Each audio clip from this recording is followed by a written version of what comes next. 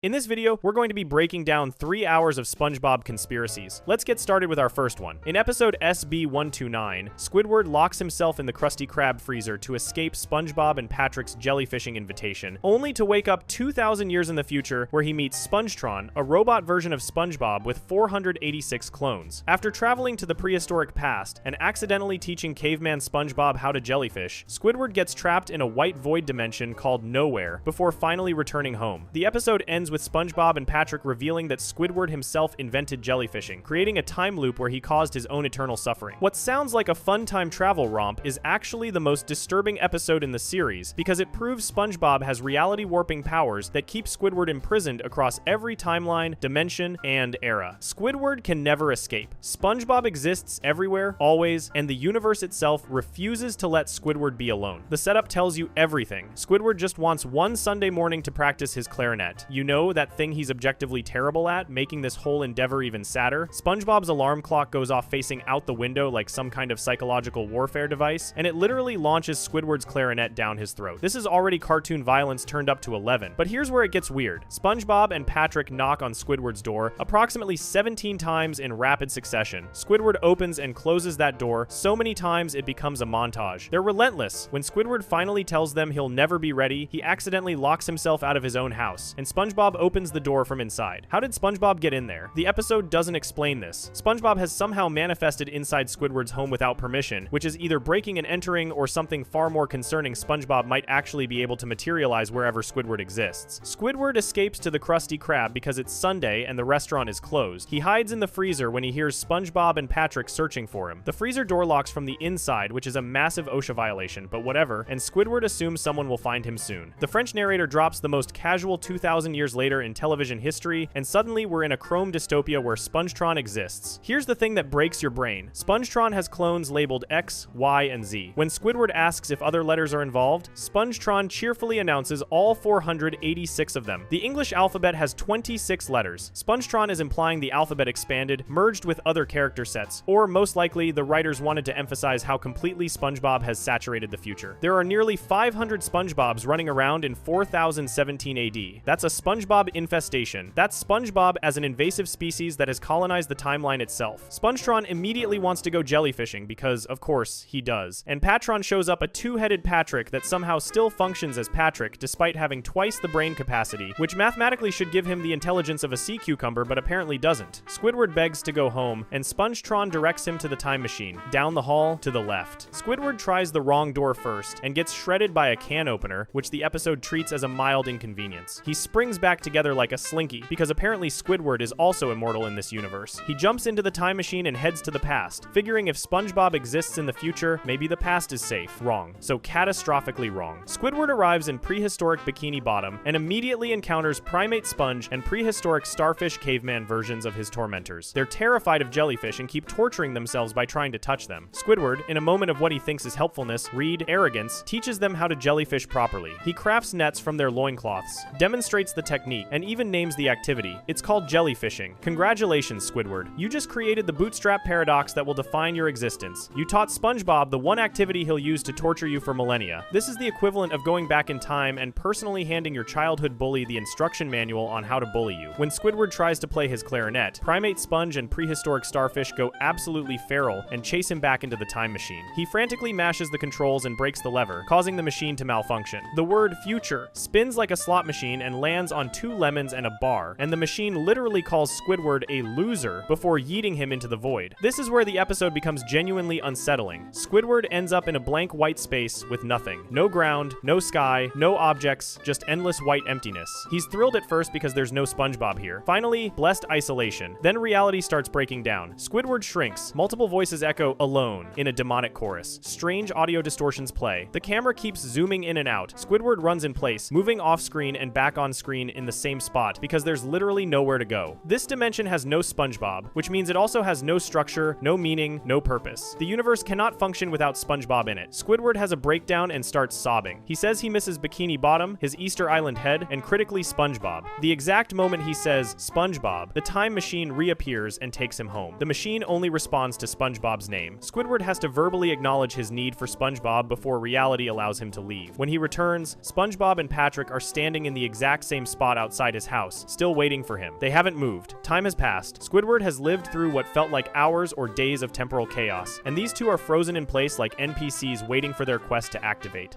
When Squidward asks who invented jellyfishing, they cheerfully tell him, "You are Squidward," confirming the time loop is closed and Squidward's suffering is infinite and self-inflicted. The implications wreck everything.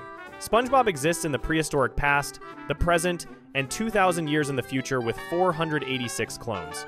The only dimension without SpongeBob is a maddening void that reality itself rejects. The time machine obeys SpongeBob's name. Squidward cannot escape through time, space, or dimensional travel. SpongeBob is omnipresent. This explains every episode in the series. Whenever Squidward moves away, SpongeBob follows.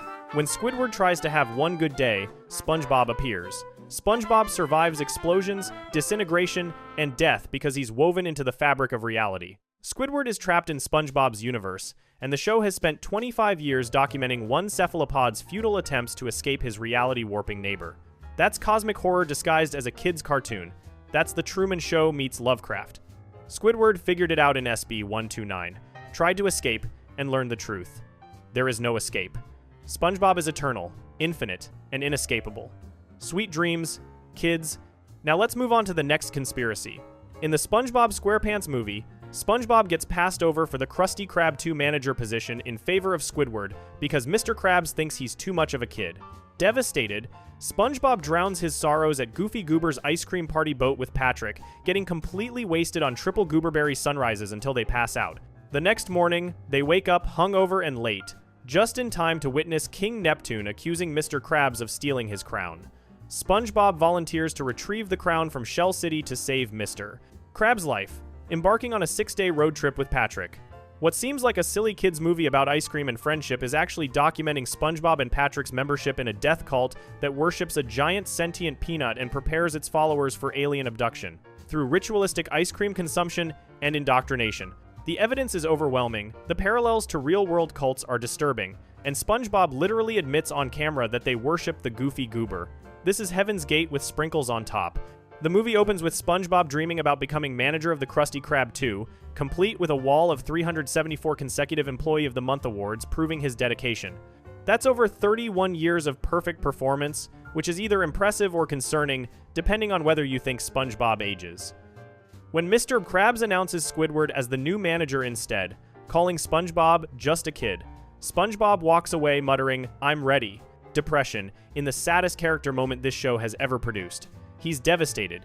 His entire identity revolves around working at the Krusty Krab, and the one thing he wanted most just got ripped away. Patrick tries to cheer him up by reminding him about their plans to party at Goofy Goober's ice cream party boat, and they immediately start singing the Goofy Goober anthem while wearing branded merchandise. They're already indoctrinated. This is established cult behavior before the ice cream even enters the equation. SpongeBob initially tries to go home because he's too depressed to celebrate, but Patrick convinces him to stay with the promise of a triple gooberberry sunrise. Here's where things get dark. SpongeBob and Patrick proceed to drink themselves into oblivion on ice cream. They're slamming sundaes like college freshmen at a keg party.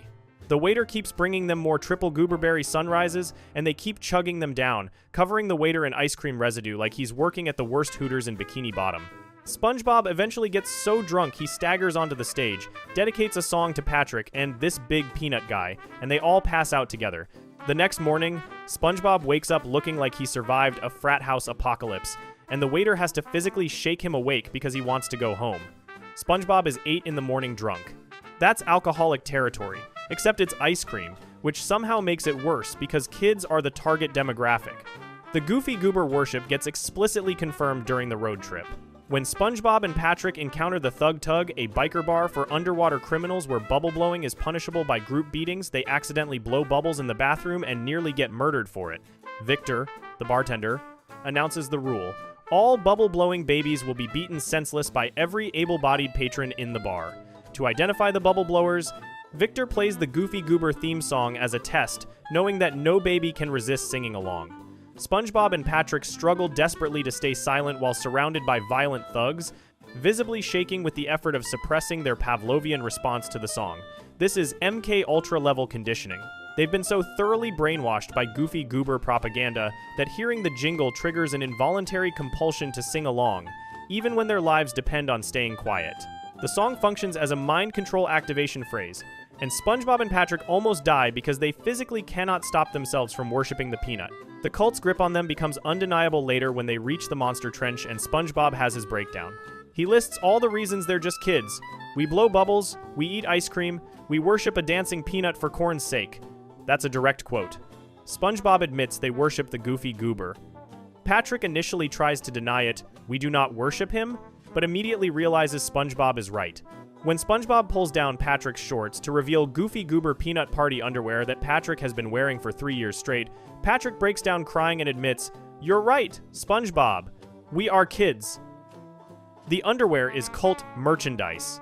Patrick has been wearing the same pair for 3 years, which is disgusting on multiple levels, but more importantly suggests he owns multiple pairs or wears them exclusively. That's cultist devotion to branded materials. He's literally wearing his faith.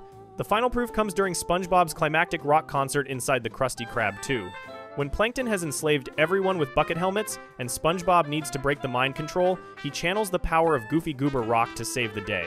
He transforms into a wizard covered in peanut imagery, plays an electric guitar with good game on the headstock, and blasts everyone's helmets off while singing an extended version of the Goofy Goober anthem.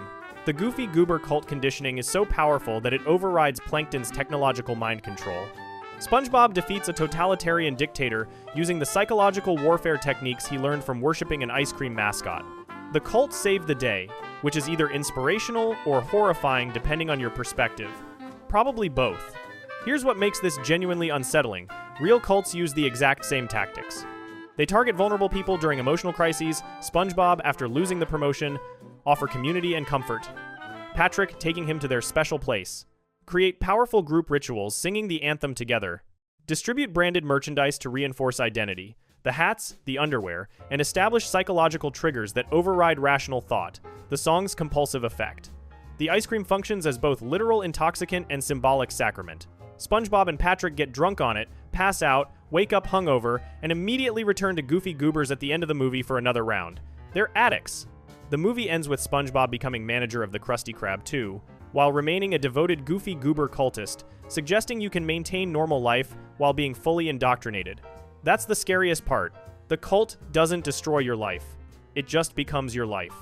SpongeBob and Patrick will worship that dancing peanut until the aliens come, and they'll do it with smiles on their faces.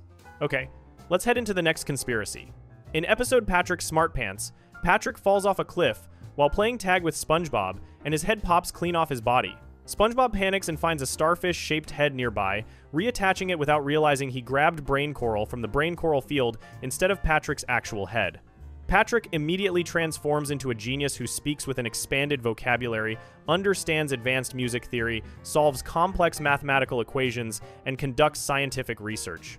After alienating everyone with his newfound intelligence, including SpongeBob, who he calls Robert and tells they've grown apart, Patrick realizes he misses his old life. He voluntarily jumps off the same cliff to recreate the accident, discovers SpongeBob attached the wrong head, and makes a conscious decision to return to his original state. When SpongeBob asks if he's sure about giving up being smart and sophisticated, Patrick delivers the most chilling line in the entire series. "Knowledge can never replace friendship. I prefer to be an idiot."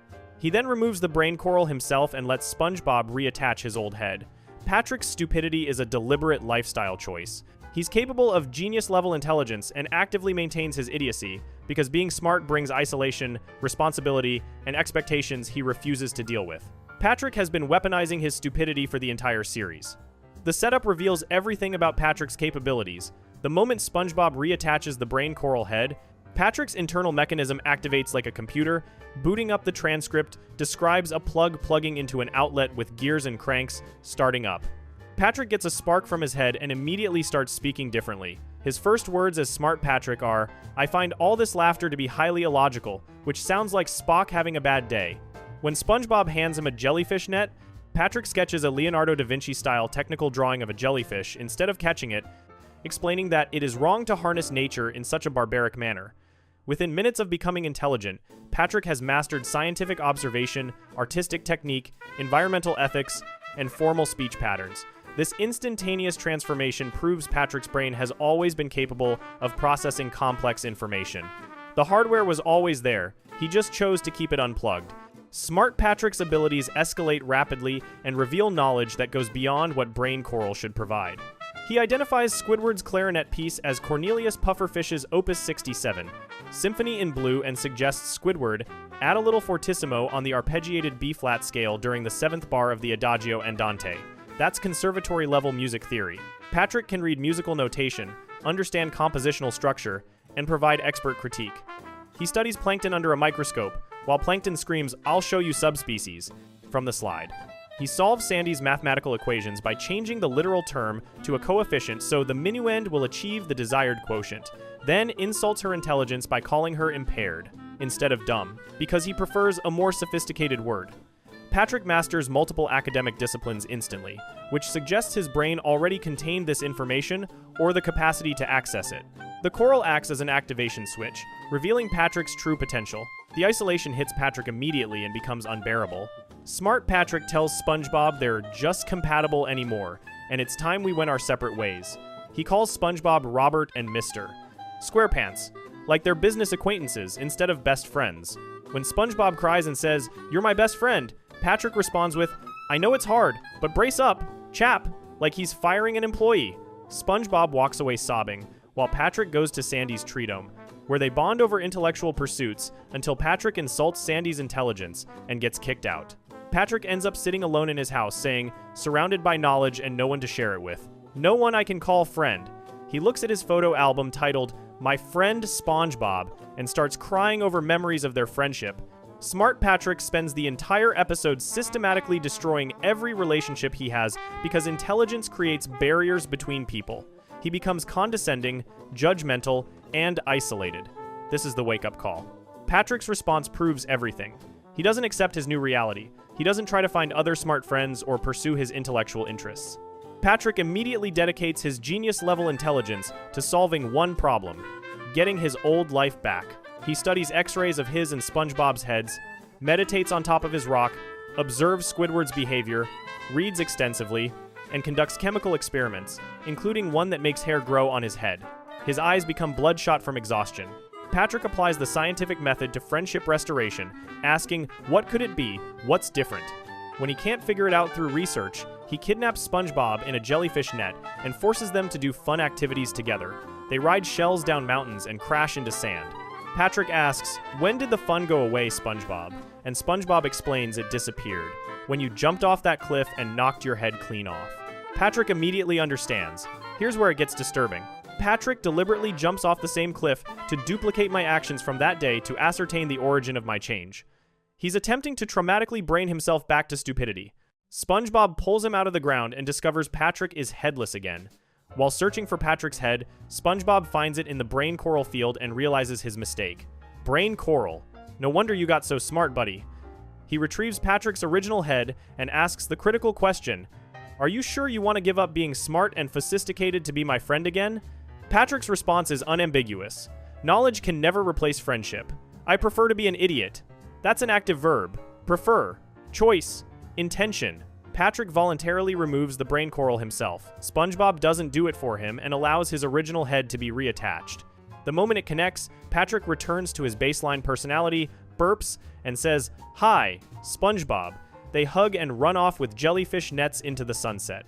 The implications wreck the entire series. Patrick proved he's capable of mastering music theory, advanced mathematics, scientific research, and sophisticated communication within hours. His stupidity is performance art.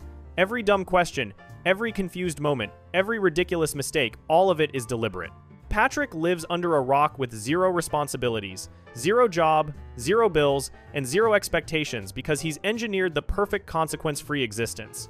When he does something stupid, people excuse it because that's just Patrick. When he causes disasters, he faces minimal repercussions because everyone assumes he's too dumb to know better. His intelligence would bring responsibilities he refuses to accept. The episode proves Patrick values friendship and comfort over achievement and recognition, which sounds noble until you realize he's essentially choosing to be a professional mooch. Patrick has weaponized learned helplessness. He's the underwater equivalent of someone who pretends they can't work the washing machine so someone else does their laundry forever. SpongeBob lost his best friend for 2 days and cried himself sick while Patrick played genius. And Patrick's takeaway was being smart is lonely, so I'll go back to being dumb. That's sociopathic levels of self-awareness combined with zero desire to grow. Patrick looked at personal development and said, "No thanks, I'm good. Respect the commitment, I guess." Alright, let's move on to the next conspiracy. And if you're enjoying the video so far, subscribe to our channel.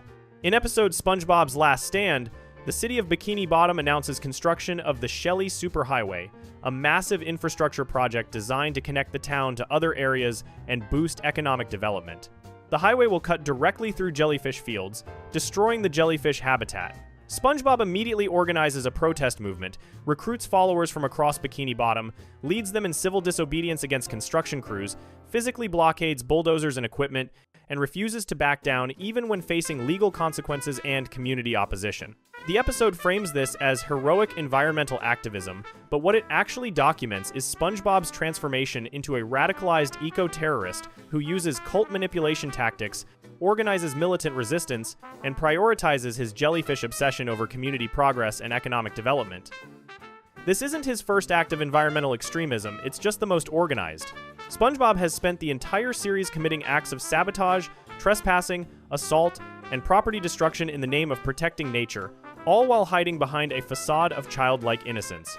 He's the underwater Unabomber, and nobody's noticed because he wears square pants and works at a burger joint.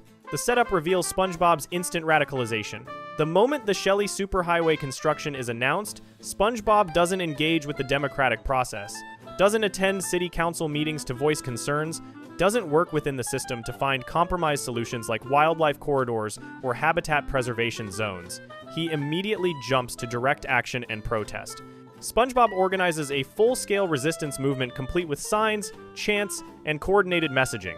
He recruits Patrick, Sandy, Squidward, and dozens of other Bikini Bottom citizens to join his cause. This is community organizing on a massive scale, which requires leadership skills, persuasive communication, and strategic planning abilities. SpongeBob has been hiding under his "I'm just a simple fry cook" persona. He's been waiting for the right cause to activate his inner revolutionary, and Jellyfish Fields is his Alamo. SpongeBob's tactics escalate immediately into civil disobedience and property interference. He leads his followers directly into the construction zone to physically block the equipment. They form human chains in front of bulldozers, chain themselves to machinery, and refuse to move when ordered by construction workers and presumably law enforcement. This is textbook eco-terrorism strategy. Make the project so expensive and time-consuming that developers abandon it. SpongeBob is deliberately sabotaging private property and public infrastructure projects. When authorities try to remove the protesters, SpongeBob doubles down instead of backing off. He wants total shutdown of the highway project, and he's willing to break laws to achieve it. The episode treats this as admirable determination, but in reality, SpongeBob is leading an organized criminal conspiracy to halt legal construction through illegal interference. The cult-like manipulation becomes obvious when you examine how SpongeBob recruits and maintains his followers. He uses emotional appeals rather than rational arguments, framing the highway as an existential threat to jellyfish instead of engaging with legitimate questions about economic development, traffic safety, or community needs. SpongeBob's rhetoric is purely emotional. The jellyfish are innocent, they'll lose their homes, we have to protect them. He never acknowledges that jellyfish are non-sentient animals without complex social structures, or that Jellyfish Fields is enormous and the highway would only impact a small section, or that Bikini Bottom citizens might benefit from improved transportation infrastructure. SpongeBob creates an us versus them mentality, where anyone supporting the highway is evil and anyone opposing it is righteous. That's cult leader behavior. He's exploiting people's emotions to build his movement, and his followers don't question him because he's positioned himself as the pure-hearted defender of nature. Nobody suspects the happy sponge in SquarePants is actually a manipulative extremist. This episode isn't SpongeBob's first act of environmental terrorism, it's just his most organized. Throughout the series, SpongeBob has committed countless acts of sabotage, assault, and property destruction in the name of protecting jellyfish and marine life. In Jellyfish Hunter, SpongeBob breaks into the Jellyfish Jelly Factory, destroys Plankton's industrial equipment, and releases all captured jellyfish that's breaking and entering, destruction of private property, and theft of inventory. In I'm Your Biggest Fanatic, SpongeBob physically attacks Kevin the Sea Cucumber for mistreating jellyfish, escalating to violence against someone who annoyed him. In Nature Pants, SpongeBob abandons civilization entirely to live with jellyfish in the wild, rejecting human society for his nature cult. In Dying for Pie, SpongeBob's obsession with jellyfish nearly gets him killed when he prioritizes jellyfishing over his own safety. In The Pink Purloiner, SpongeBob accuses Patrick of stealing his jellyfish net, and their friendship nearly ends over jellyfish equipment. SpongeBob's relationship with jellyfish isn't a hobby, it's a religious devotion that overrides reason, safety, and law. The lifestyle choices support the eco-terrorist profile. SpongeBob lives in a pineapple, a naturally occurring fruit structure requiring zero construction or environmental impact. He works a low-wage service job despite demonstrating advanced skills in multiple episodes, suggesting he's deliberately chosen economic simplicity over career advancement. He walks or bubbles everywhere instead of using vehicles. He owns minimal possessions. This is voluntary simplicity, a common practice among environmental radicals who believe modern consumerism destroys the planet. SpongeBob has structured his entire existence around minimal environmental footprint while maintaining maximum freedom to pursue his jellyfish activism. He's chosen poverty as an ethical stance. That's ideological commitment, and it's been consistent across 25 years of the show. The childlike innocence is the perfect cover. SpongeBob's high-pitched voice, goofy laugh, and enthusiastic personality make him seem harmless, but that appearance lets him get away with behavior that would get anyone else arrested. When SpongeBob breaks into buildings, people assume he's lost or confused. When he destroys property, people assume it's an accident. When he organizes protests and blockades infrastructure, people assume he's being naive rather than strategic. SpongeBob's persona is the perfect disguise for a radical activist because nobody suspects the town idiot is actually a sophisticated manipulator with strongly held extremist beliefs. Ted Kaczynski lived in a cabin and mailed bombs while looking like a harmless hermit. SpongeBob lives in a pineapple and commits eco-sabotage while looking like a friendly cartoon character. Same energy, different aesthetic. The implications wreck everything. SpongeBob has spent decades building trust in Bikini Bottom while secretly operating as an environmental extremist willing to break laws, destroy property, and manipulate others for his cause. He's prioritized jellyfish literal invertebrates with no capacity for suffering or complex thought over human fish, economic development, safety, and prosperity. SpongeBob's last stand proves he's willing to organize mass movements and engage in coordinated illegal activity when his ideology is threatened. The show has been documenting the radicalization and criminal activities of an eco-terrorist for 25 years, packaging it as wholesome children's entertainment. SpongeBob isn't the hero. He's the villain wearing a smile, and Bikini Bottom is too charmed by his personality to notice they're being led by an extremist who values jellyfish over people. Sleep tight, kids. Your favorite cartoon character is 3 bad days away from chaining himself to a tree and mailing manifestos to the Bikini Bottom Times. Let's keep it going and move on to the next conspiracy. In episode Rock Bottom, SpongeBob and Patrick accidentally board the wrong bus after leaving Glove World and end up in Rock Bottom, a dark, creepy town at the bottom of a 90-degree angle cliff where the residents speak with raspberries between their words and the bathrooms are marked with upside-down question marks. Patrick catches the first bus back to Bikini Bottom, leaving SpongeBob stranded. SpongeBob then spends the entire episode trying to catch a bus home, but every single attempt fails through increasingly improbable timing. He misses buses while tying his shoe, chasing his balloon, getting candy from a vending machine, and even when disguising himself as a bench. After waiting in line as person 329 at the bus station, he's told the last bus already left. SpongeBob is finally rescued when Bert, a strange native creature, ties a balloon to his wrist and floats him up and out of Rock Bottom. What seems like a comedy of errors is actually cosmic horror. Rock Bottom is a sentient predatory dimension that actively hunts visitors and conspires to trap them forever. Every unlucky coincidence is the town itself manipulating reality to prevent escape. The buses are controlled by Rock Bottom. The timing is impossible. Only natives can help you leave, and they have to do it by going up away from the town's gravitational pull. SpongeBob almost became permanent prey. The setup reveals Rock Bottom's hunting strategy immediately. SpongeBob and Patrick board the bus and everything seems normal until they pass the "You are now leaving Bikini Bottom" sign. Patrick misreads it as "You are now in leaving Bikini Bottom," which is adorable stupidity, but also foreshadowing you don't leave Rock Bottom once you enter. The bus drives down a 90-degree angle cliff, which is physically impossible underwater. There's no up or down in the ocean. It's 3-dimensional space, suggesting Rock Bottom exists in a different dimensional plane. SpongeBob and Patrick get thrown around the bus from the gravitational shift. When they arrive, the bus driver immediately kicks them out and drives away before they can ask for help. The driver knows. He delivered fresh prey to Rock Bottom and got out as fast as possible. SpongeBob picks up soil to examine it, and the soil talks, "Would you mind putting me down?" proving the entire location is alive and sentient. Rock Bottom isn't a town. It's an organism, The bus timing becomes impossible to explain through coincidence. SpongeBob stands at the bus stop and ties his shoe. The transcript specifically notes he puts his foot on the sign, ties his shoe using the over, under, and over, and loop-de-loop method, and during that exact sequence, the bus arrives and leaves without him noticing. That's suspicious, but explainable. Then his balloon blows away. He chases it, and another bus arrives and leaves during the chase. Then he needs candy. He walks to the vending machine across the street, and while he's getting his quarter out, another bus arrives and leaves. He runs back and decides to wait. His stomach growls. He checks for buses multiple times, walks to the machine, checks again, inserts the quarter, and the instant the candy drops to the bottom, a bus arrives and leaves. Then the sequence becomes overtly supernatural.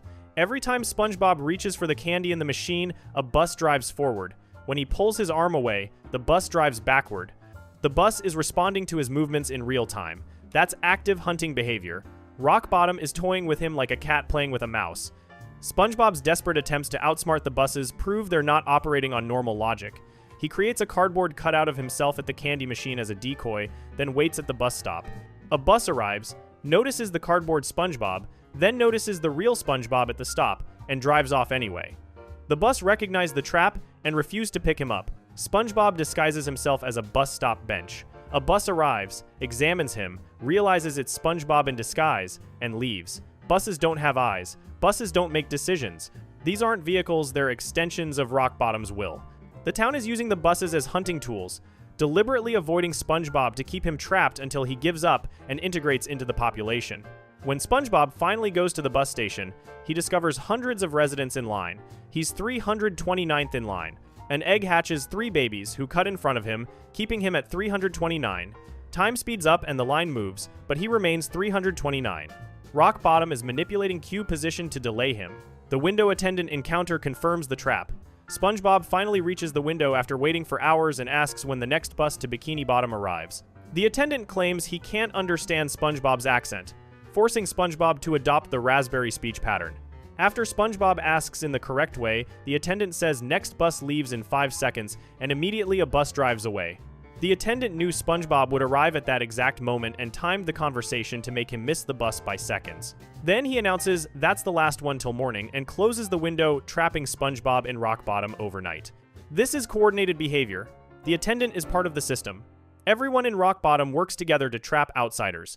When SpongeBob is left alone in the dark, he says, "This isn't your average everyday darkness. This is advanced darkness." That's not a joke.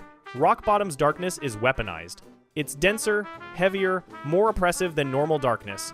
SpongeBob's glove light breaks immediately, as if the darkness consumed it. The only escape comes from a native, and it requires going up. Bert, the weird creature SpongeBob met earlier, finds him and ties the balloon to his wrist. Bert then inflates the balloon larger and larger until SpongeBob floats UP the 90-degree angle cliff and escapes Rock Bottom's dimensional gravity well. Bert says you're welcome in perfect English, with no raspberries, proving the speech pattern is an affectation. Rock Bottom forces on outsiders to mark them as prey. Bert helped SpongeBob escape by literally removing him from Rock Bottom's physical space. You can't leave by bus because the buses are controlled by the town. You can't walk out because the geography doesn't work. The only escape is vertical ascension away from the predatory dimension. SpongeBob floats past the entering Rock Bottom sign on the way up, proving he's leaving the town's territory. The balloon pops only after he's safely in Bikini Bottom airspace. The final shot shows Patrick riding a bus back down to Rock Bottom, saying, "Don't worry, SpongeBob, I'm coming back for ya." Patrick is about to get trapped.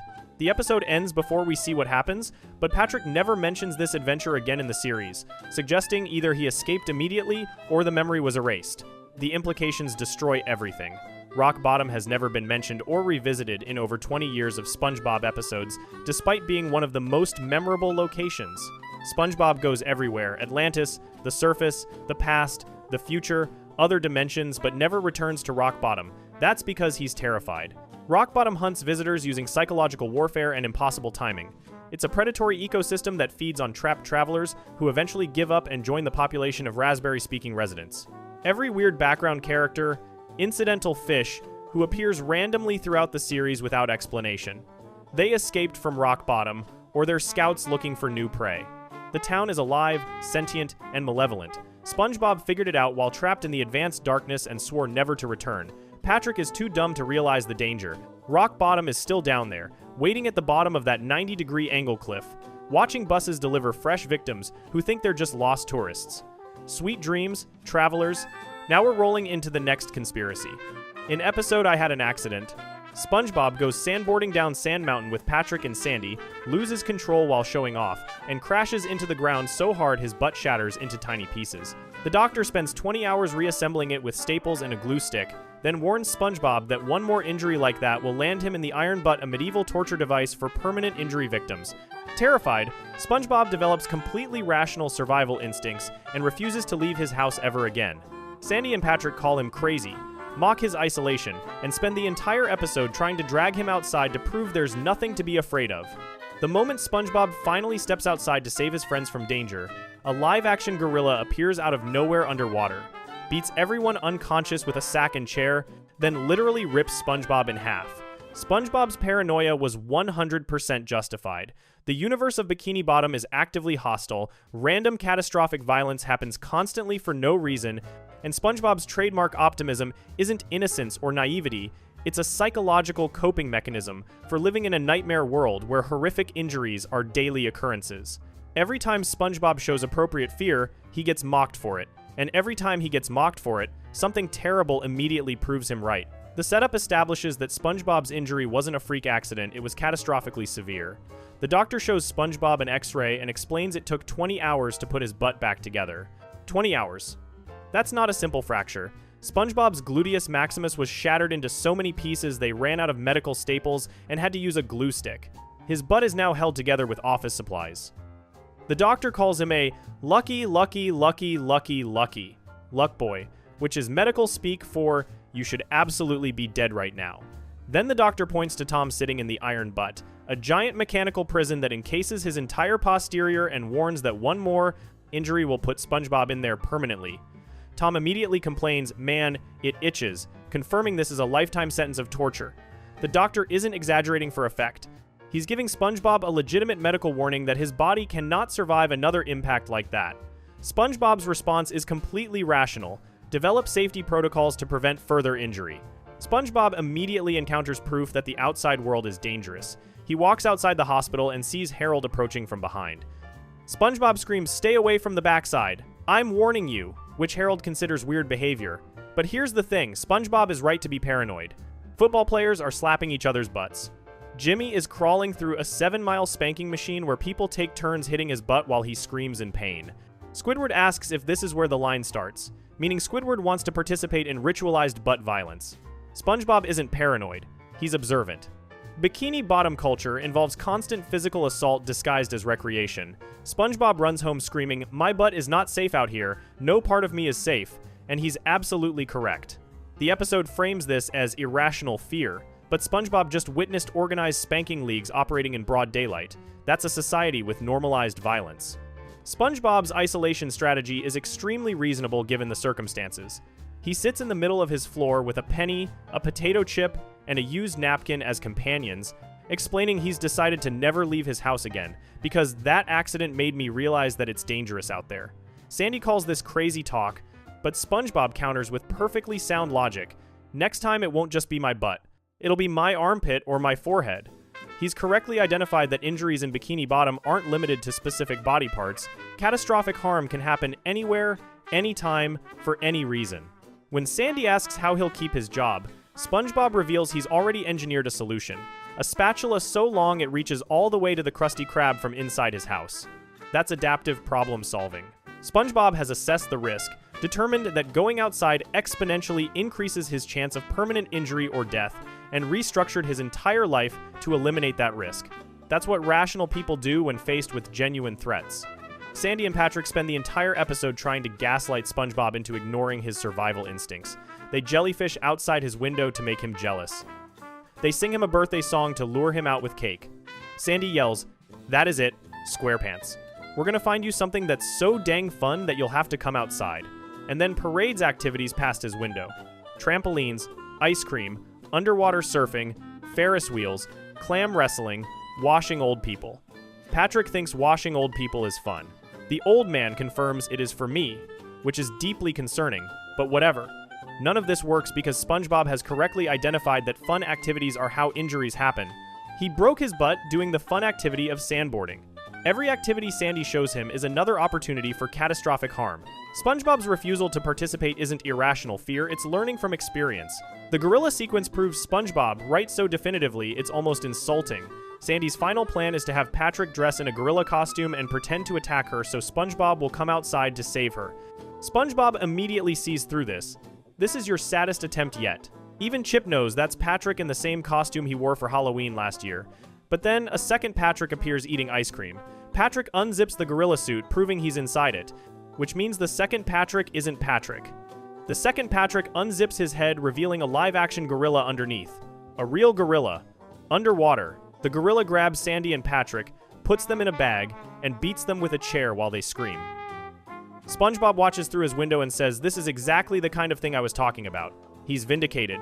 His friends mocked him for being afraid of going outside, and the instant they tried to prove him wrong, an underwater gorilla appeared and assaulted them. The universe itself is validating SpongeBob's paranoia. SpongeBob eventually decides to save his friends despite knowing it's dangerous. He tells Chip, "If I don't come back alive, take good care of Gary," which is appropriate farewell protocol when walking into certain death. Gary eats Chip. Rip Chip, you were a real one. SpongeBob opens the door, takes his first step outside, and immediately the wind blows paper onto his face. He screams, "Get off of me!" and panics until Squidward, watering his plants and watching this meltdown, rolls his eyes in judgment. SpongeBob removes the paper and celebrates. "I'm still alive! I did it! I made it outside! Nothing can stop me now!" The gorilla immediately grabs him. SpongeBob asks, "Is it too late to go back inside again?" The gorilla rips him in half. SpongeBob's body is torn into two pieces. His top half apologizes to Sandy and Patrick, admitting, "I'm not scared of going outside anymore, but I'm terrified of gorillas now." That's the lesson. Not that his fear was irrational. Not that he should trust his friends. The lesson is that he identified the wrong specific threat. He should have been afraid of gorillas, not general outside danger. Except, he had no reason to predict underwater gorillas. So really the lesson is, the universe is random, hostile, and unpredictable, and leaving your house guarantees catastrophic injury. This episode accidentally reveals what the entire series has been hiding. SpongeBob gets blown up, crushed, torn apart, burned alive, and dismembered across hundreds of episodes, and he always bounces back with that same goofy laugh. We're supposed to think that's cartoon physics, but watch what happens when he tries to protect himself. He recognizes danger, develops logical safety measures, and gets called crazy by everyone around him. Then reality punishes him for being right, by ripping him in half with a gorilla. Squidward suffers endlessly despite doing nothing wrong. Patrick's stupidity causes constant physical damage. Mr. Krabs loses body parts regularly. Bikini Bottom operates under nightmare logic where violence is random, injuries are severe, and survival requires either regeneration or dissociation. SpongeBob chose dissociation. His relentless cheerfulness isn't a personality trait, it's what happens when showing fear gets you mocked and then vindicated in the worst possible way. He learned that acknowledging danger doesn't prevent it, so he might as well smile. The one episode where SpongeBob acts like a normal person with self-preservation instincts, he gets gaslit by his friends and mutilated by wildlife.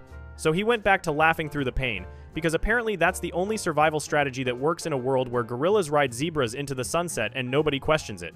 SpongeBob's paranoia was always justified. He just stopped showing it because optimism hurts less than being right. Now let's shift over to the next conspiracy. In episode I'm Your Biggest Fanatic, SpongeBob attends the biannual jellyfish convention and meets his idol Kevin the Sea Cucumber, leader of the Jelly Spotters Bikini Bottom's premier jellyfish enthusiast club.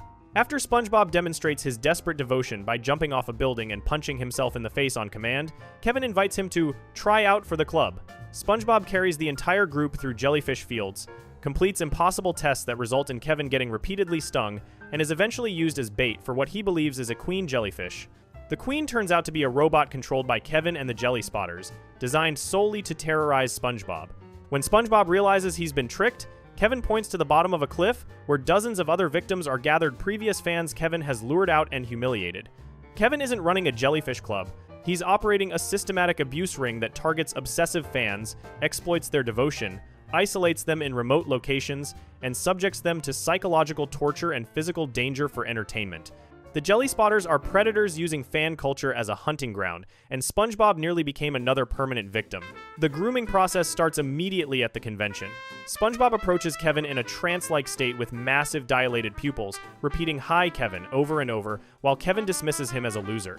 Kevin tells SpongeBob to jump off a building. SpongeBob immediately screams and we see him falling past the window. He reappears inside moments later saying anything, proving he'll do literally anything Kevin asks without question. Kevin then tells him to punch himself in the face. SpongeBob does it with a boxing glove, causing facial damage. When Kevin asks if it hurt, SpongeBob holds up a spiked metal glove and asks, "Do you want it to hurt me, Kevin?" This is textbook abuse victim behavior. SpongeBob is so desperate for Kevin's approval that he's volunteering to escalate his own suffering. Kevin and the Jelly Spotters laugh at this display of self-harm. Then Kevin announces they should bring SpongeBob jellyfishing with them. One Jelly Spotter objects, saying he's a geek, but Kevin whispers his real intention. "I won't let the guy join the club. I just want to see how many times he can get stung before he goes running home like a baby." Kevin has identified a vulnerable target and is now isolating him. The physical abuse begins the moment they leave the convention. Kevin tells SpongeBob they're driving through jellyfish fields with the top down. But the camera pans down to reveal SpongeBob is carrying all of them. He collapses from exhaustion. Kevin immediately orders him to retrieve their nets, and SpongeBob opens the back of his pants like a trunk, exposing his buttocks while handing over equipment. SpongeBob is vibrating with excitement, babbling about how happy he is to be with the Jelly Spotters, and Kevin interrupts with, "Hold it," causing SpongeBob to freeze literally solid. Kevin announces SpongeBob must pass a rigorous test, and the Jelly Spotters all laugh together. This is coordinated group abuse. They're all in on it, mocking SpongeBob while he remains frozen and vulnerable. Kevin's first test is catch a jellyfish, and one immediately flies into SpongeBob's net. The Jelly Spotters start discussing letting him join, but Kevin slaps the net, releasing the jellyfish which stings Kevin's head. Instead of acknowledging SpongeBob succeeded, Kevin changes the test to 2 jellyfish, then 20 jellyfish, then kicks the net, so all 20 sting him. Kevin is sabotaging his own tests and injuring himself just to deny SpongeBob entry. The escalation into life-threatening danger happens when Kevin announces they're capturing a queen jellyfish. SpongeBob asks, "Can I help?" And Kevin responds, "We can't do it without you." Then SpongeBob is shown tied by his arms and legs, hanging between 2 sticks as live bait. Kevin hands him a queen jellyfish call that makes a groaning sound resembling the word loser. SpongeBob doesn't realize this is mocking him. He thinks it's a legitimate tool. The Jelly Spotters hide behind bushes while SpongeBob blows the call for hours until it gets dark. A giant jellyfish with a tiara appears, and SpongeBob screams, "She's here, Kevin!" But when he looks behind the bush, the Jelly Spotters are gone. Only Kevin's sting ointment remains. SpongeBob is abandoned, tied up, in the dark, facing what he believes is a deadly queen jellyfish. The jellyfish zaps the poles, and SpongeBob runs until he reaches a cliff with nowhere to go. He begs on his hands and knees, "Please don't be angry, Your Highness," while crying. Then a screen opens on the jellyfish, revealing Kevin and the Jelly Spotters controlling the robot from inside. They're laughing. Kevin's reveal confirms this is serial behavior with multiple victims. SpongeBob asks, "What about my final test?" And they all laugh. Kevin says, "Did you think we'd actually let you join the Jelly Spotters?" When SpongeBob protests, "I was your biggest fan," Kevin responds, "So were they," and points to the bottom of the cliff, where dozens of people are gathered around a fire. One looks up and yells, "Hey, look, everybody, Kevin's back!" And they all shout angrily at him. These are previous victims. Kevin has done this exact routine multiple times before, identify devoted fans, promise them club membership, subject them to escalating abuse, and finally abandon them in remote, dangerous locations after revealing it was all a prank. The victims at the bottom of the cliff are a support group of Kevin's survivors. They're camping together because they're probably too traumatized to go home, or they're waiting to confront Kevin when he inevitably brings another victim. This is organized predatory behavior with a documented pattern. Kevin's taunting reaches its peak when he and the Jelly Spotters chant, "Loser, loser, loser, loser," at SpongeBob. They're psychologically destroying someone who worshipped Kevin, who jumped off a building for him, who carried him through fields and subjected himself to repeated stings. SpongeBob finally breaks and says, "I am not a loser," but Kevin just screams, "Loser!" louder. At this moment, King Jellyfish appears an actual dangerous creature, far bigger than the fake queen. King Jellyfish falls in love with the robot and gives chase when they run. The robot crashes and King Jellyfish sees Kevin, the Jelly Spotters, and SpongeBob. The jellyfish growls, "Kiwi," proving even wildlife knows Kevin by name and hates him. They hide in a cave while King Jellyfish tries to bash through with a football helmet. When the bashing stops, Kevin orders, "One of you, go out and check," and the jelly spotters push a sacrificial member outside who immediately gets zapped. Kevin has now turned on his own group members. When the jelly spotters beg him to save them, Kevin admits, "I was just in this for the fashion," while crying, "Help me, mommy, I want my blankie." The moment real danger appears, Kevin reveals he has no leadership skills, no loyalty, and no courage. He's a coward who only feels powerful when tormenting people weaker than him. SpongeBob saves everyone by blowing a bubble pie for King Jellyfish, who leaves happily to eat it. The jelly spotters rip Kevin's crown off his head and give it to SpongeBob, tearing Kevin's flesh in the process. SpongeBob says, "I didn't know this was a hat." And Kevin responds tearfully, "It wasn't," confirming they literally ripped part of his body off. Back at the convention, SpongeBob tells Patrick he turned down joining the club because it's not about Kevin, it's about Jellyfish. Patrick responds, "Hero worship is unhealthy," while towing Jeffrey Jellyfish tied up in a wagon, proving Patrick learned absolutely nothing and is now doing the exact same obsessive behavior to a different victim. The cycle continues. Kevin the Sea Cucumber runs a cult of personality disguised as a hobbyist club, systematically targets vulnerable fans who demonstrate extreme devotion, isolates them from safety and witnesses, subjects them to escalating physical and psychological abuse, and abandons them in dangerous locations after breaking them down emotionally. There's a cliff full of previous victims. Kevin's own club members enable his behavior until they become targets themselves. SpongeBob's willingness to self-harm on command, his complete trust in Kevin's authority, and his confusion when the abuse is revealed, all classic signs of someone who's been groomed by a predator. The episode frames this as a lesson about not worshipping false idols, but what it actually documents is SpongeBob's narrow escape from a serial abuser who uses fame and social status to hunt fans. Kevin is still out there, the jelly spotters are still recruiting, and somewhere, another obsessed fan is saying hi Kevin, while Kevin decides how badly he wants to hurt them. Let's slide into the next conspiracy. And don't forget to subscribe to our channel. In episode Band Geeks, Squidward's high school rival Squilliam Fancison calls to brag about leading a fancy band that's supposed to play the Bubble Bowl, then reveals he's too busy and asks if Squidward's band can cover for them. Squidward lies and claims he has a band, so he frantically recruits Bikini Bottom citizens by posting flyers, promising fulfillment and free refreshments. For 4 days, Squidward attempts to train this group of untalented amateurs who have never played instruments before. They're catastrophically terrible breaking windows with their noise, fighting each other with instruments, and causing a blimp explosion that kills 3 flag twirlers. On day 4, Squidward tells them not to bother showing up because they failed him, and he'll just say they all died in a marching accident. SpongeBob gives a motivational speech that makes absolutely no logical sense. Everyone agrees anyway, and the next day at the Bubble Bowl, they perform flawless stadium rock with professional musicianship despite 0 additional practice. SpongeBob suddenly has a trained rock singing voice he's never demonstrated before. Patrick plays expert electric drums. Plankton masters keyboard after running out of breath on harmonica the previous day. This transformation is physically impossible without supernatural intervention. SpongeBob possesses unconscious reality warping powers that manifest when he believes hard enough in something, and his belief that they could make Squidward proud literally rewrote reality overnight to make it happen. The setup establishes that nobody in this band has any musical ability whatsoever. Squidward asks how many have played instruments before. Plankton asks if instruments of torture count. Patrick asks if mayonnaise is an instrument, then immediately asks if horseradish is an instrument. Nobody raises their hand with actual experience. Squidward tries to have them repeat 6 notes on his clarinet. The brass section repeats it badly. The wind section repeats it badly. The drummers misunderstand the assignment entirely and blow on their drumsticks, which shoot out of their mouths and pin Squidward to the wall. He says, "Too bad that didn't kill me." Day 1 establishes this group is musically hopeless. When Squidward tries to get them to march in rhythm, Patrick kicks Sandy in the leg, Sandy beats him unconscious, and Patrick's body gets stuck inside a trombone.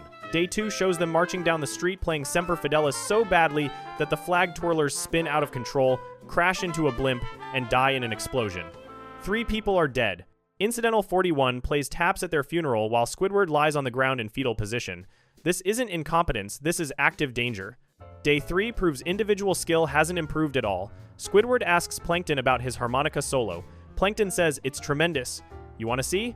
And then runs back and forth through the harmonica holes playing notes, but runs out of breath, walks slowly to the final hole while panting, blows 1 unsuccessful raspberry, and faints. Plankton has the lung capacity of a single-celled organism, which makes sense because he is 1, but the point stands he cannot sustain musical performance for more than 10 seconds. Day 4 is the final practice before the show. Squidward acknowledges, "I know that you haven't improved since we began," while Patrick is actively chewing on a trumpet. Squidward develops a theory. If they play loud, people might think they're good. He counts them in, and they play so loud it breaks every window in the building and deforms Squidward's face beyond recognition. His entire body gets blasted, his shirt rips, his face looks like melted wax, and his baton breaks. The sound was a physical weapon. The breaking point happens when Harold yells at Mr. Krabs about playing with big meaty claws, and the entire band erupts into violence. Incidental 13 slams a drum on Incidental 106. Mr. Krabs and Incidental 40 charge at each other with woodwinds. Mrs. Puff smashes them both with cymbals. Sandy breaks xylophone keys off Incidental 42 and chases Patrick with a trumpet while Patrick screams. This isn't a disagreement, this is a riot. Everyone is using instruments as weapons in coordinated physical combat. When practice ends at 10 o'clock, Squidward slams the door open and delivers his speech. You took my one chance in happiness and crushed it. Crushed it into little, tiny, bite-sized pieces. I really had expected better of you people. I guess I'm a loser for that too.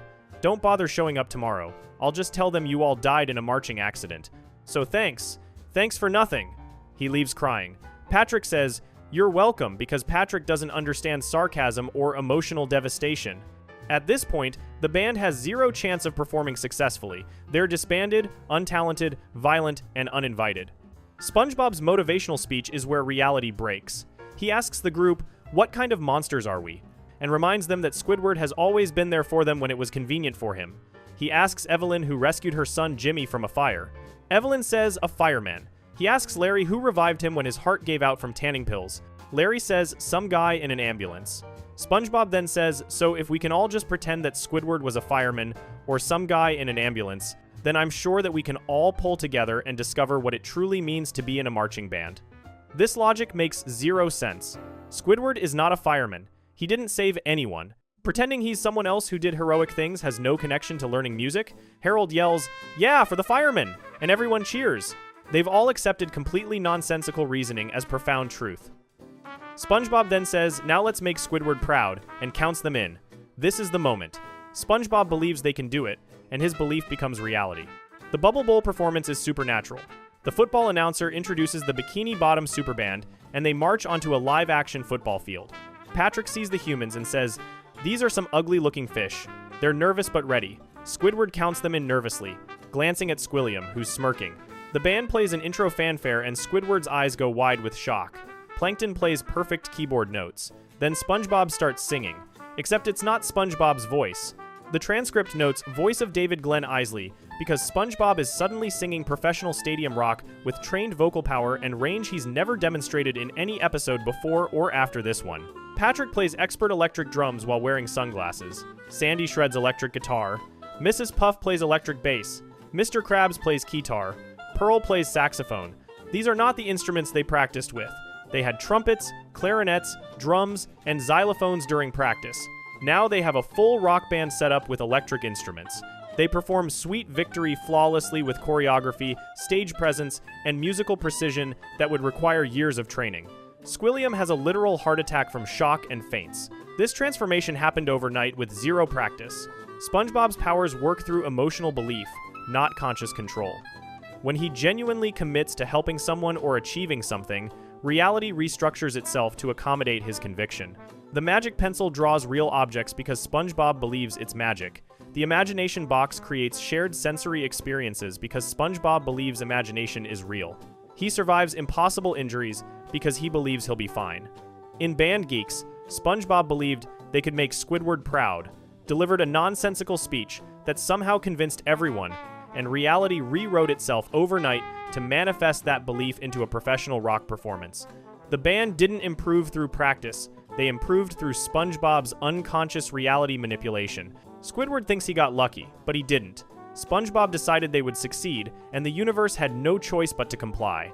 That's cosmic-level power disguised as optimism, and SpongeBob has no idea he's doing it. Alright, time for the next conspiracy. In episode T at the Tree Dome, SpongeBob meets Sandy the squirrel while she's fighting a giant clam. After they bond over karate, Sandy invites SpongeBob to her tree dome for tea and cookies. When SpongeBob asks about her air helmet, Sandy explains she needs it to breathe and says, "I gotta have my air." SpongeBob immediately lies and says, "Me too. I love air. Air is good," and claims, "Air is my middle name. The more air, the better. Can't get enough of that air." The next day, SpongeBob enters Sandy's dome, which has no water inside, only air. He begins dehydrating immediately, but refuses to leave or ask for help because admitting he lied would be embarrassing. SpongeBob visibly shrivels into a dried-out husk, develops wrinkles, loses mobility, and repeatedly chants, "I don't need it," while his body literally dies. Patrick enters to help and also starts dying, still insisting SpongeBob can't admit weakness because you'll blow it. Both end up as actual dead organisms, live-action dried sponge, and starfish lying on the grass before Sandy finally gives them water. Helmets.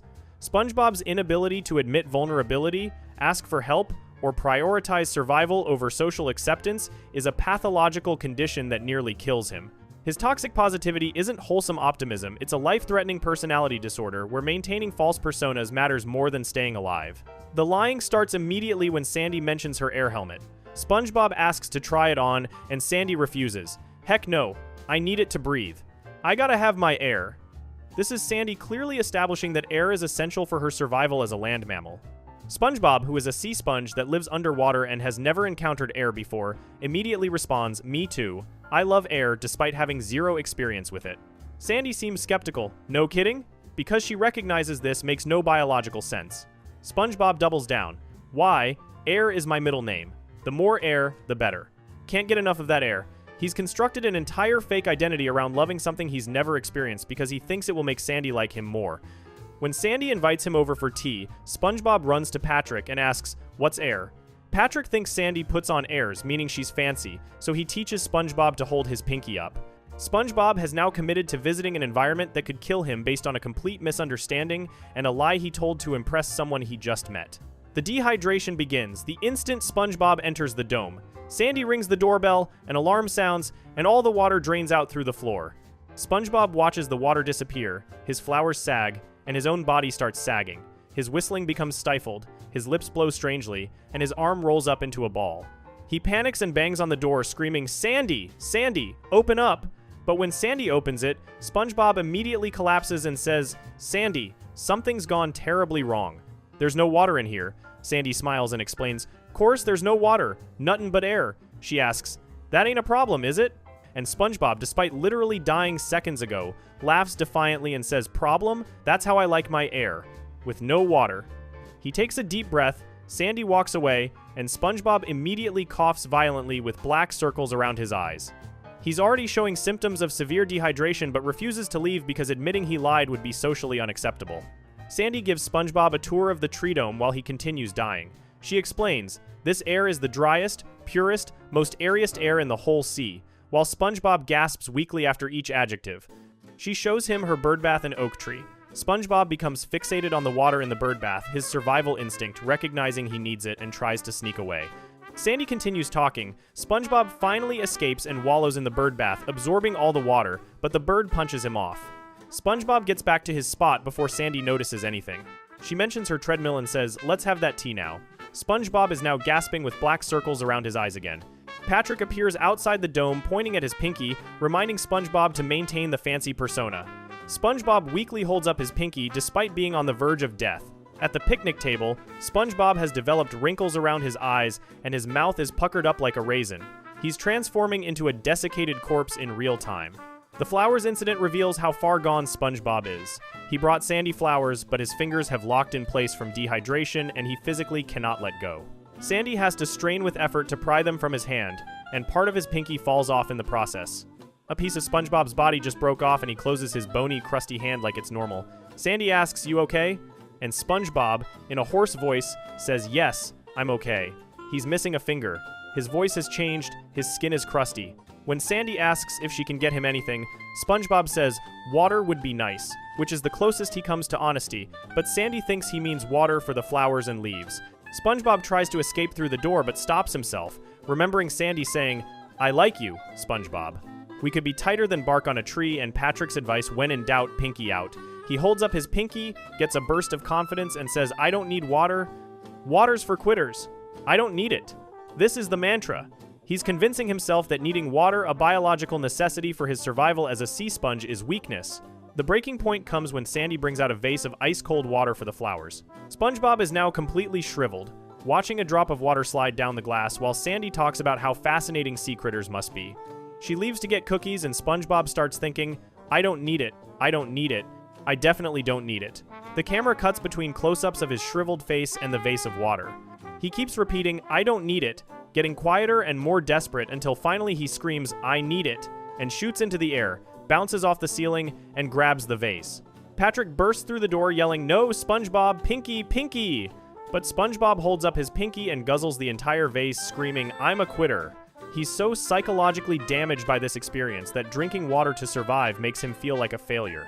Patrick's entrance proves this is a systemic problem with how both of them handle vulnerability. Patrick enters saying, You can't leave now, you'll blow it, and carries SpongeBob back to the table saying, Don't worry, buddy. You're doing fine. Patrick also starts dying, immediately getting weak, dropping SpongeBob, crawling on the floor, panting, but he stands up and yells, What kind of place is this? Like it's the dome's fault instead of their terrible decision-making. Both struggle to open the door and pass out. The camera fades to show them on the grass as live-action organisms, an actual dried-out sponge and starfish. They're dead. They died because SpongeBob lied about liking air, and Patrick reinforced that admitting you need help means failure. Sandy has to revive them with water helmets using a hose. When Sandy says, if y'all needed water, you shoulda asked, she's pointing out the obvious solution they both ignored because asking for help was unthinkable. SpongeBob's toxic positivity operates as a defense mechanism that becomes self-destructive when taken to its logical extreme. Throughout the series, he maintains cheerfulness during torture, never admits when situations are dangerous, forces himself to participate in things that harm him, and prioritizes pleasing others over his own safety. In this episode, that pattern nearly kills him because he valued Sandy's approval more than breathing. Patrick's involvement shows this is a cultural problem, where both characters have internalized that vulnerability equals weakness and asking for help equals quitting. They'd rather die maintaining a false image than admit they made a mistake. SpongeBob calling himself a quitter for drinking water when he's dying of dehydration reveals how deeply this dysfunction runs. His optimism isn't strength. It's avoidance of reality that escalates into life-threatening denial, and the show keeps rewarding this behavior by having him survive impossible situations, which only reinforces that ignoring problems works. Except, this time it didn't work. He became a literal corpse on Sandy's lawn because he couldn't say, I need help. Let's carry on and get into the next conspiracy. In episode Krusty Love, Mr. Krabs cries over the cash register, being 1 penny short, claiming money makes the world go round and keeps everything functioning. Then he sees Mrs. Puff eating a Krabby Patty and instantly falls in love. SpongeBob introduces them, and Mr. Krabs takes her on a date where he spends $100,000 in a single night, his entire fortune. He comes home crying because he can't control his spending around her. Mr. Krabs gives SpongeBob his wallet and makes him promise not to let him spend any money. But the second date spirals into chaos as Mr. Krabs' eyes physically transform into hearts whenever Mrs. Puff appears, causing him to demand SpongeBob buy flowers, chocolates, hats, fur coats, jewelry, and dozens of other items, then immediately scream at SpongeBob for spending all his money. This cycle repeats until SpongeBob has a complete mental breakdown screaming censored profanity. Mr. Krabs' obsession with money isn't greed, it's addiction behavior he uses to fill profound emotional emptiness. The moment he finds genuine connection with Mrs. Puff, his compulsive patterns transfer from hoarding to spending because he's never learned emotional regulation or balanced relationships. The episode opens with Mr. Krabs alone in his office, stitching a pattern of a dollar bill while humming to himself. This is someone whose entire identity revolves around money. He suddenly stops, runs to the cash register, and discovers it contains $49.08 instead of 9 cents. 1 penny is missing. Mr. Krabs puts his head on the register and starts crying. SpongeBob tries to comfort him, saying, It's just a penny, sir. It doesn't matter. Mr. Krabs explodes. Doesn't matter? It's money that makes the world go round, boy. It's money that keeps your pants square. He's constructed an entire philosophy where money is the fundamental force of reality. Not relationships, not happiness money, this is rationalization. Mr. Krabs has built an ideological framework to justify his addiction so he can continue compulsive hoarding without acknowledging he's filling a void. The transformation happens instantly when Mr. Krabs sees Mrs. Puff. Mid-sentence about how nothing could matter more than money, he trails off, not even that. Scrumptious, curvy, cutie. His entire value system collapses in real time. When SpongeBob identifies her as Mrs. Puff, Mr. Krabs asks what happened to Mr. Puff, and the scene cuts to a live-action lamp being turned on. Mr. Puff was killed and turned into a lamp. Mr. Krabs doesn't even register this horror. He just says, oh, what I wouldn't give to have a lass like that on me claw. When SpongeBob offers to introduce them, Mr. Krabs protests he's too old and too hard-shelled for love. These are the excuses of someone who's been isolated so long he's convinced himself he doesn't need connection. The introduction reveals Mr. Krabs has completely lost normal social functioning. When Mrs. Puff says hello, Mr. Krabs just quivers and mutters incomprehensibly. SpongeBob tries to translate Mr. Krabs' gibberish. I think Mr. Krabs is saying he'd like to hit you with a rake. Mrs. Puff is scared. More gibberish. Try to guess your weight. Mrs. Puff is offended. Finally, he wants to take you on a date. Mr. Krabs gasps happily and falls over. He can't form words or control his body. His nervous system has shut down from the intensity of feeling something other than money obsession. Mr. Krabs is so emotionally stunted from decades of isolation that basic interaction causes physical malfunction. The first date costs $100,000. They go to a fancy restaurant where Mrs. Puff gets foot rubs between courses, caricatures, and a live-action scuba diver playing piano. Mr. Krabs orders a limousine and has 3 men carry Mrs. Puff away. When the waiter brings the bill, Mr. Krabs screams so loud the restaurant explodes. He returns home crying on the floor. SpongeBob asks how he spent $100,000 in one night. Mr. Krabs says, I couldn't help but spend every cent I had on her. I couldn't control myself. That's compulsion. He cries. I'm caught in the middle of me 2 great loves, sweet Mrs. Puff and the rest of me money. He's experiencing transfer of addiction. For years, he hoarded money compulsively to avoid loneliness. Now his brain has redirected the same compulsive behavior towards spending to maintain connection. The second date proves Mr. Krabs cannot control himself, even when he tries. He gives SpongeBob his wallet saying, don't let me spend any money. They'll keep it cheap by going to the park. But the moment Mrs. Puff's door opens, Mr. Krabs' pupils turn into hearts, and he yells, flowers! Go get flowers! SpongeBob protests, but Mr. Krabs insists. When SpongeBob returns with flowers, Mr. Krabs' pupils return to normal and he yells, we had an agreement, you ain't supposed to spend any of me money. Then Mrs. Puff opens the door, his pupils turn to hearts again, and he gives her the flowers while demanding chocolates. His pupils physically transform whenever Mrs. Puff is near, visualizing altered brain chemistry where rational decision-making becomes impossible. The pattern escalates.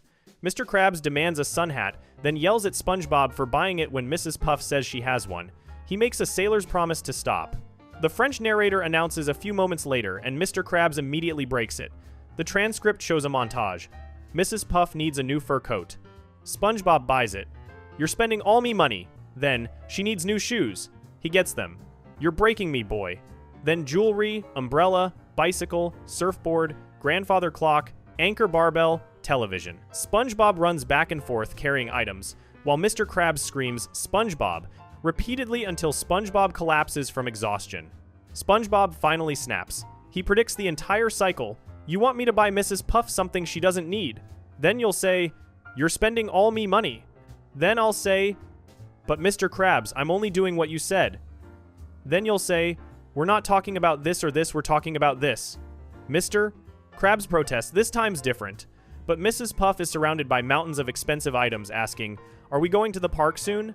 Mr. Krabs begs, I'm a lonely old crustacean who's found love. Don't let me lose her. SpongeBob gets him a washing machine. Mr. Krabs immediately yells, how can I cheer up when you're spending all me hard-earned cash? SpongeBob screams, you just did it again! Mr. Krabs responds, I can't help it if you're loose with other people's money. That's projection.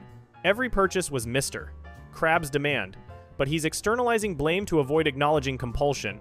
SpongeBob pauses and screams censored gibberish profanity so vile Mrs. Puff has to look up the words in a dictionary. Mr. Krabs' money obsession is loneliness management.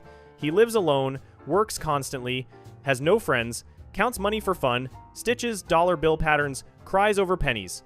These are behaviors of someone whose emotional regulation depends on accumulating wealth because internal needs have gone unmet, so long he doesn't know how else to function. When Mrs. Puff offers connection, his addiction flips. Same compulsion, opposite manifestation. He can't have balanced relationships because he's never learned balance. Either money is everything or connection requires destroying his finances. Mrs. Puff actually wants a normal relationship where they go Dutch, but Mr. Krabs can't process that. His brain only understands extremes because addiction doesn't allow nuance. Mr. Krabs isn't greedy. He's sick. The penny pinching, obsessive counting. It's all self-medication for decades of untreated emotional isolation. He's never acknowledged because admitting loneliness would mean admitting money doesn't actually fill anything. Now, let's keep it pushing to the next conspiracy. In episode Whelk Attack, sea whelks invade Bikini Bottom, devouring citizens and covering the city in purple slime. SpongeBob describes them as creatures that kinda look like Gary but not really, and calls Gary creepy when he appears early in the episode. The whelks are identified as a pernicious form of sea snail, the same species as Gary. When Sandy analyzes their slime inside the mama whelk's stomach, she discovers them whelks are full of germs, and they're sicker than a bull with the squirrel pox. SpongeBob cures them by absorbing their slime, explaining, "After all, I've had the suds." Once cured, all the whelks say meow, the exact sound Gary makes. The whelks don't naturally behave this way. They're sick with a disease that makes them aggressive, and Gary is the carrier. He infected the wild whelk population with germs he's been spreading around Bikini Bottom, turning peaceful sea snails into rampaging monsters. After treatment, they immediately revert to acting like Gary because Gary's behavior is what normal healthy snails do. Gary is an asymptomatic disease vector who caused a citywide biological crisis. The episode opens with SpongeBob and Patrick jellyfishing when an earthquake happens. Patrick points to sea whelks moving toward them. SpongeBob says, "Oh, I've never seen those guys around before, and they get run over, covered in slime." Patrick says, "We're all covered in slime." And SpongeBob absorbs it off both of them, then has to wring himself out. They run to warn Bikini Bottom, but the whelks are already attacking. Johnny on TV reports sea whelks, a pernicious form of sea snail, have invaded Bikini Bottom and are on the attack, devouring innocent citizens and covering the city with purple slime. A whelk eats Johnny. SpongeBob says, "Whelks? Heh, I'm not afraid of some goofy old sea snails." Then Gary appears. SpongeBob shrieks, holds on to Patrick, and says, "Oh, hey, Gary." Gary meows twice and slithers away. SpongeBob tells Patrick, "Gary can be a little creepy. This is the connection." SpongeBob just declared he's not afraid of sea snails, then immediately becomes terrified when Gary, another sea snail, appears. He's subconsciously recognizing that Gary and the whelks are the same species and Gary's presence is unsettling. SpongeBob's initial description establishes the visual similarity. When explaining the whelks to Mr. Krabs, SpongeBob says they kinda look like Gary, but not really, and they spit purple slime. The kinda look like Gary, but not really. Phrasing is critical. They're recognizably similar enough that SpongeBob's first reference point is his pet, but different enough that something is wrong. That something wrong is the disease. Gary is a domesticated sea snail. The whelks are wild sea snails. They should look similar because they're the same species, but the whelks are covered in purple slime and behaving aggressively because they're sick. When the mama whelk appears and Mr. Krabs gets swallowed, SpongeBob and Patrick run to Sandy's tree dome. Sandy asks security questions before letting them in. She asks SpongeBob, "What's your mother's maiden name?" And he answers, "Bubble Bottom." She asks Patrick, "What's your first name?" And he struggles with it. Sandy lets them in and covers her tree dome in metal. Inside, Sandy announces she needs to get a sample of their slime. She explains, "If I can analyze it, I may be able to deduce the cause of their aggressive behavior, and maybe we can stop them." This reveals the whelks aren't naturally aggressive. Their behavior is caused by something analyzable. The whelks break through the tree dome and everyone gets swallowed by the mama whelk. Inside her stomach, they find the Krusty Krab and all the swallowed citizens. Sandy takes a slime sample and borrows SpongeBob and Patrick's corneas to use as microscope lenses. She looks through the microscope and announces, "Well, golly, no wonder they're all grumpy. Them whelks are full of germs. Why? They're sicker than a bull with the squirrel pox." The whelks are infected with germs that are causing their aggression and slime production. This is a contagious disease, not their natural state. SpongeBob immediately knows how to cure them. "I know what to do. After all, I've had the suds. I just have to absorb the whelk snot, and they'll return to normal." He's referencing a previous episode where he had a contagious illness called the suds. SpongeBob understands disease transmission from personal experience. He absorbs the slime from the mama whelk, and she responds, "Meow." That's Gary's sound. SpongeBob continues, "Now, let's get the rest of you cleaned up." He swallows all the whelks, swishes them around in his mouth, and spits them out. All the whelks say meow, meow, meow. SpongeBob comments, "Aw, cute." The moment they're cured of germs, the whelks start acting exactly like Gary. They make the same sounds. They're peaceful. They're cute. This proves their aggressive slime-spitting behavior was entirely caused by illness. Healthy whelks behave like Gary, because Gary is a healthy sea snail.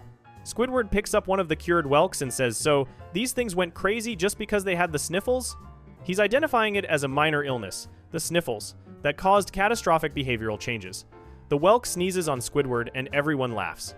Patrick points out it's in his eye. The disease is still contagious, even after the whelks are behaviorally cured. SpongeBob sneezes again, proving he's now infected from absorbing all the germs. The episode ends with everyone laughing about Squidward getting sneezed on. But nobody asks the crucial question, where did the whelks catch this disease in the first place? Gary is the obvious source. He's a sea snail who lives with SpongeBob, someone who has had multiple contagious illnesses, including the suds. Gary goes outside regularly for walks and to socialize with other snails. If Gary caught germs from SpongeBob's various illnesses and became an asymptomatic carrier, he could have infected the wild whelk population during his outdoor activities. Sea snails congregate together. We've seen this in other episodes. Gary could have spread the disease to wild whelks, who then became aggressive and started attacking the city. The whelks are described as invading Bikini Bottom, suggesting they came from outside the city limits. That means they caught the disease somewhere else and traveled to Bikini Bottom while sick. Gary travels outside the city. Gary is the connection point. SpongeBob calling Gary creepy right after declaring he's not afraid of sea snails is subconscious recognition that something is wrong. Gary appeared at the exact moment whelks were attacking, and SpongeBob's fear response activated. When the whelks are cured and start meowing, SpongeBob calls them cute, the same way he treats Gary.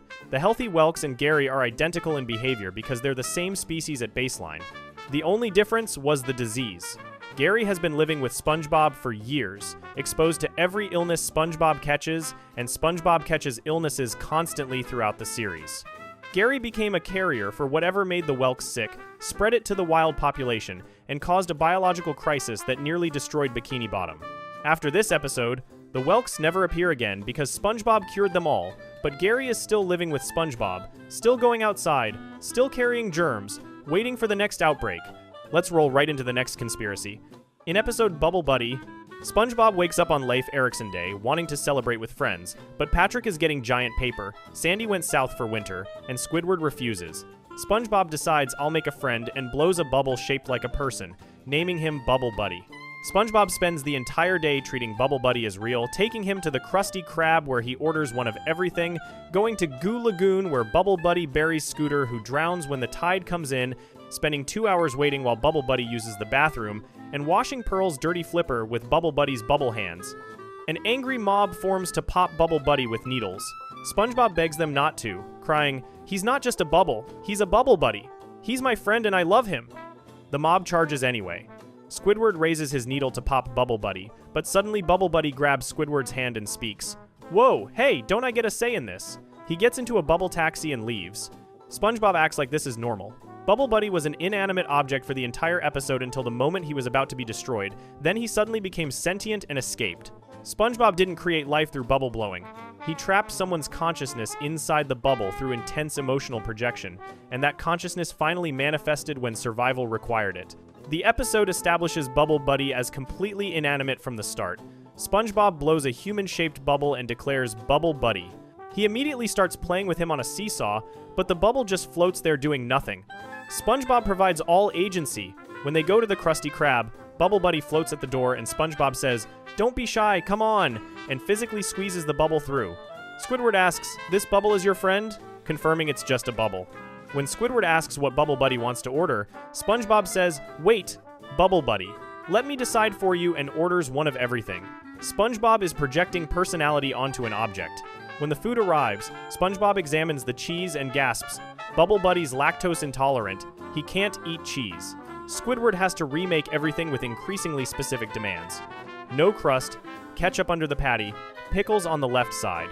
At the end, Squidward presents the perfect order and SpongeBob and Bubble Buddy leave. Mr. Krabs waves happily until Squidward reveals Bubble Buddy paid with bubble money that pops.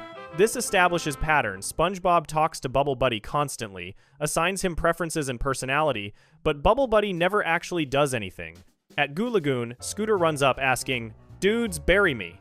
SpongeBob buries him in sand and tells Bubble Buddy, "You dig him out while I get some cotton candy." Scooter is left buried as the tide comes in. He says, "Don't just stand there, dude. The tide's coming in while water reaches him." Bubble Buddy doesn't move. Scooter drowns. Later, his ghost appears saying, "Dudes, he made me experience high tide." Bubble Buddy didn't dig Scooter out because Bubble Buddy is an inanimate bubble. SpongeBob's instruction assumed Bubble Buddy could act independently, but he can't. The bathroom sequence reinforces this. SpongeBob places Bubble Buddy inside a port-o-head saying, "My friend's in there," and waits outside. 2 hours pass. A massive line forms. A sign appears reading 45 minutes from this point. Vendors are selling popcorn and drinks to people waiting. Harold finally opens the door and Bubble Buddy is just floating inside. He's been there motionless for 2 hours because he's a bubble. SpongeBob takes him away saying, "You're finished." The crowd is furious that a bubble kept them waiting. The angry mob forms after accumulated grievances. Francis says, "He kept us waiting for a bubble?" Larry says, "He called us fat," Pearl cries. "He washed my flipper," showing her clean flipper that SpongeBob rubbed against Bubble Buddy's bubble surface. Mr. Krabs storms up saying, "He owes me money." Squidward follows. "He made me provide excellent service." Scooter's ghost floats by. "He made me experience high tide." Tom announces, "He poisoned our water supply, burned our crops, and delivered a plague unto our houses." The mob asks, "He did?" Tom admits no, but are we just going to wait around until he does? This is mob hysteria targeting an inanimate object. They tip over the lifeguard stand. Squidward stops them saying, "Don't waste this senseless violence on him. It's that stupid bubble of SpongeBob's that's causing all the problems." He holds up a needle, and the entire mob produces needles, chanting, "Pop the bubble." SpongeBob tries to defend Bubble Buddy. He asks, "Is this one of those sewing circles?" The mob says no and steps closer. SpongeBob says, "Pointy objects make Bubble Buddy uncomfortable," but Larry responds, "SpongeBob, that bubble's got to go." "Mister." Krabs announces, "You and that bubble have been nothing but trouble. It's time to end it." SpongeBob screams, "No, I won't let you," and blows Bubble Buddy larger until they float, but they sink back down. The mob surrounds them chanting, "Pop the bubble." SpongeBob makes his final plea, "No, you can't. He's not just a bubble, he's a Bubble Buddy. He's my friend and I love him. Haven't you ever had a very special friend?" He sheds tears. This triggers emotional responses. Mr. Krabs cries about Nickel Buddy. Sheldon mentions Funny Muffler. Larry says Jerky Pal. Harold mentions Boo Boo Keys. They all cry together. SpongeBob asks, "So what do you say?" The mob looks at each other, then brings out their needles again, chanting, "Pop the bubble." They throw SpongeBob away. Squidward announces, "Let's get this over with so I can go home and play my clarinet," and charges toward Bubble Buddy with his needle. This is the moment. Squidward's needle moves toward Bubble Buddy in slow motion. SpongeBob begs them to stop. Then suddenly, Bubble Buddy grabs Squidward's hand before the needle reaches him. Everyone except SpongeBob gasps. Bubble Buddy speaks. "Whoa, hey, don't I get a say in this? I'll see you later, SpongeBob." Things are getting a little weird around here. He gets into a bubble taxi that drives away. Bubble Buddy waves saying, "Happy Leif Erikson Day." Squidward says in shock, "He's alive." SpongeBob responds, "Of course, otherwise he couldn't tell such funny jokes," and everyone walks away muttering. SpongeBob sniffles. They blow up so fast and runs off crying tears of joy. The final shot shows bubbles popping near Squidward, except one. Squidward stares at it and asks nervously, hi?" The episode ends. SpongeBob spent the entire day projecting consciousness onto Bubble Buddy through constant emotional investment. He talked to him, assigned him preferences, attributed agency to him, and genuinely believed Bubble Buddy was alive. For the entire episode, Bubble Buddy remained completely inanimate. He didn't move, speak, or act independently. But at the exact moment when Bubble Buddy was about to be destroyed, consciousness suddenly manifested. He grabbed Squidward's hand, spoke coherently, expressed preference about the situation, and left in a vehicle. SpongeBob showed zero surprise, saying, "Of course," when told Bubble Buddy was alive, suggesting he always believed it. But if SpongeBob always knew Bubble Buddy was alive, why did Bubble Buddy never move or speak until that final moment? Because consciousness was trapped inside, unable to manifest until survival required it. SpongeBob's reality-warping belief powers accidentally imprisoned someone's soul in a bubble prison, and that soul finally broke free when faced with annihilation. Bubble Buddy immediately fled, saying things were getting weird, because being trapped in a bubble while SpongeBob projects your personality for you is psychological torture. Squidward's final nervous, hi? To a random bubble suggests he now understands bubbles might contain trapped consciousness. SpongeBob is out there right now, blowing bubbles and unknowingly creating soul prisons every single day. Next up, the next conspiracy. And before we continue the video, subscribe to our channel. Now let's go on to the next conspiracy. In episode Opposite Day, Squidward wakes up to SpongeBob and Patrick throwing him a surprise birthday party, even though it's not his birthday. Frustrated, Squidward decides to move and calls a realtor who warns that bad neighbors ruin home sales. Panicking, Squidward invents a fake holiday called Opposite Day to trick SpongeBob into being quiet. He tells SpongeBob it's the one day of the year when you get to act different, and convinces him to be quiet and out of the way. SpongeBob believes the lie immediately and starts celebrating. Patrick asks if he's heard of Opposite Day, admits, no, what is it? Confirming he's never heard of it either, but starts participating anyway. By the episode's end, Gary is barking instead of meowing and saying meow in Squidward's voice with a pickle on his face pretending to be Squidward. Even Squidward ends up chasing SpongeBob with a bulldozer yelling, "Happy Opposite Day!" Squidward completely fabricated this holiday as a manipulation tactic, but SpongeBob's belief in it was so powerful that it manifested as reality, forcing everyone around him to participate in a celebration that didn't exist 5 minutes earlier. SpongeBob's conviction turns lies into truth through unconscious reality manipulation. The episode establishes Opposite Day is completely fake from the beginning. Squidward hangs up the phone with the realtor and panics. SpongeBob, no one will ever buy my house with him living next door. Whatever a good neighbor would do, he does the opposite. He gets an idea and repeats, opposite, opposite. The next morning, Squidward wakes SpongeBob by playing drums, cymbals, bagpipes, and a whistle outside his window. SpongeBob asks why he's playing the drum. Squidward denies it's a drum, claims it's his wig case, puts on a wig, and frolics around saying, "Come on, SpongeBob, tackle me." SpongeBob thinks Squidward is sick and tries to push him to bed. Squidward stops him. "Oh, I get it. You don't know what day it is, do you?" SpongeBob guesses, "Wednesday?" Squidward announces, "Why, it's Opposite Day. You mean you've never heard of it? Boy, have you been missing out. Opposite Day is the one day of the year when you get to act different." This is the lie. Squidward is inventing a holiday in real time to manipulate SpongeBob's behavior. SpongeBob accepts it instantly without question. He asks, "Does everybody know about Opposite Day?" Squidward confirms, "Oh, sure, it's a game. Get it?" SpongeBob says, "Oh, a game." Squidward explains, "Normally you're really loud and annoying, so what are you going to be today?" SpongeBob declares, "Quiet and out of the way." "Yeah." Squidward says, "Why don't you get a jump on it?" And SpongeBob runs home giggling, I hate Opposite Day." Squidward takes off his wig and says, "So long, chum," and goodbye, Bikini Bottom. He thinks he's successfully tricked SpongeBob, but SpongeBob's belief has already activated. He tells Gary, "It's Opposite Day," and says, "Too bad it only comes once a year, huh, Gary?" He's treating it as an established annual tradition despite learning about it 30 seconds ago. Gary meows. SpongeBob says, "Gary, where's your holiday spirit?" Gary barks like a dog. Gary has immediately started participating in a holiday he couldn't have known about because it didn't exist until this morning. Patrick's introduction proves the holiday is spreading through belief.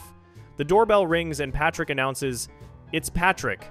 SpongeBob says, "Patrick, go away. I never want to see you again."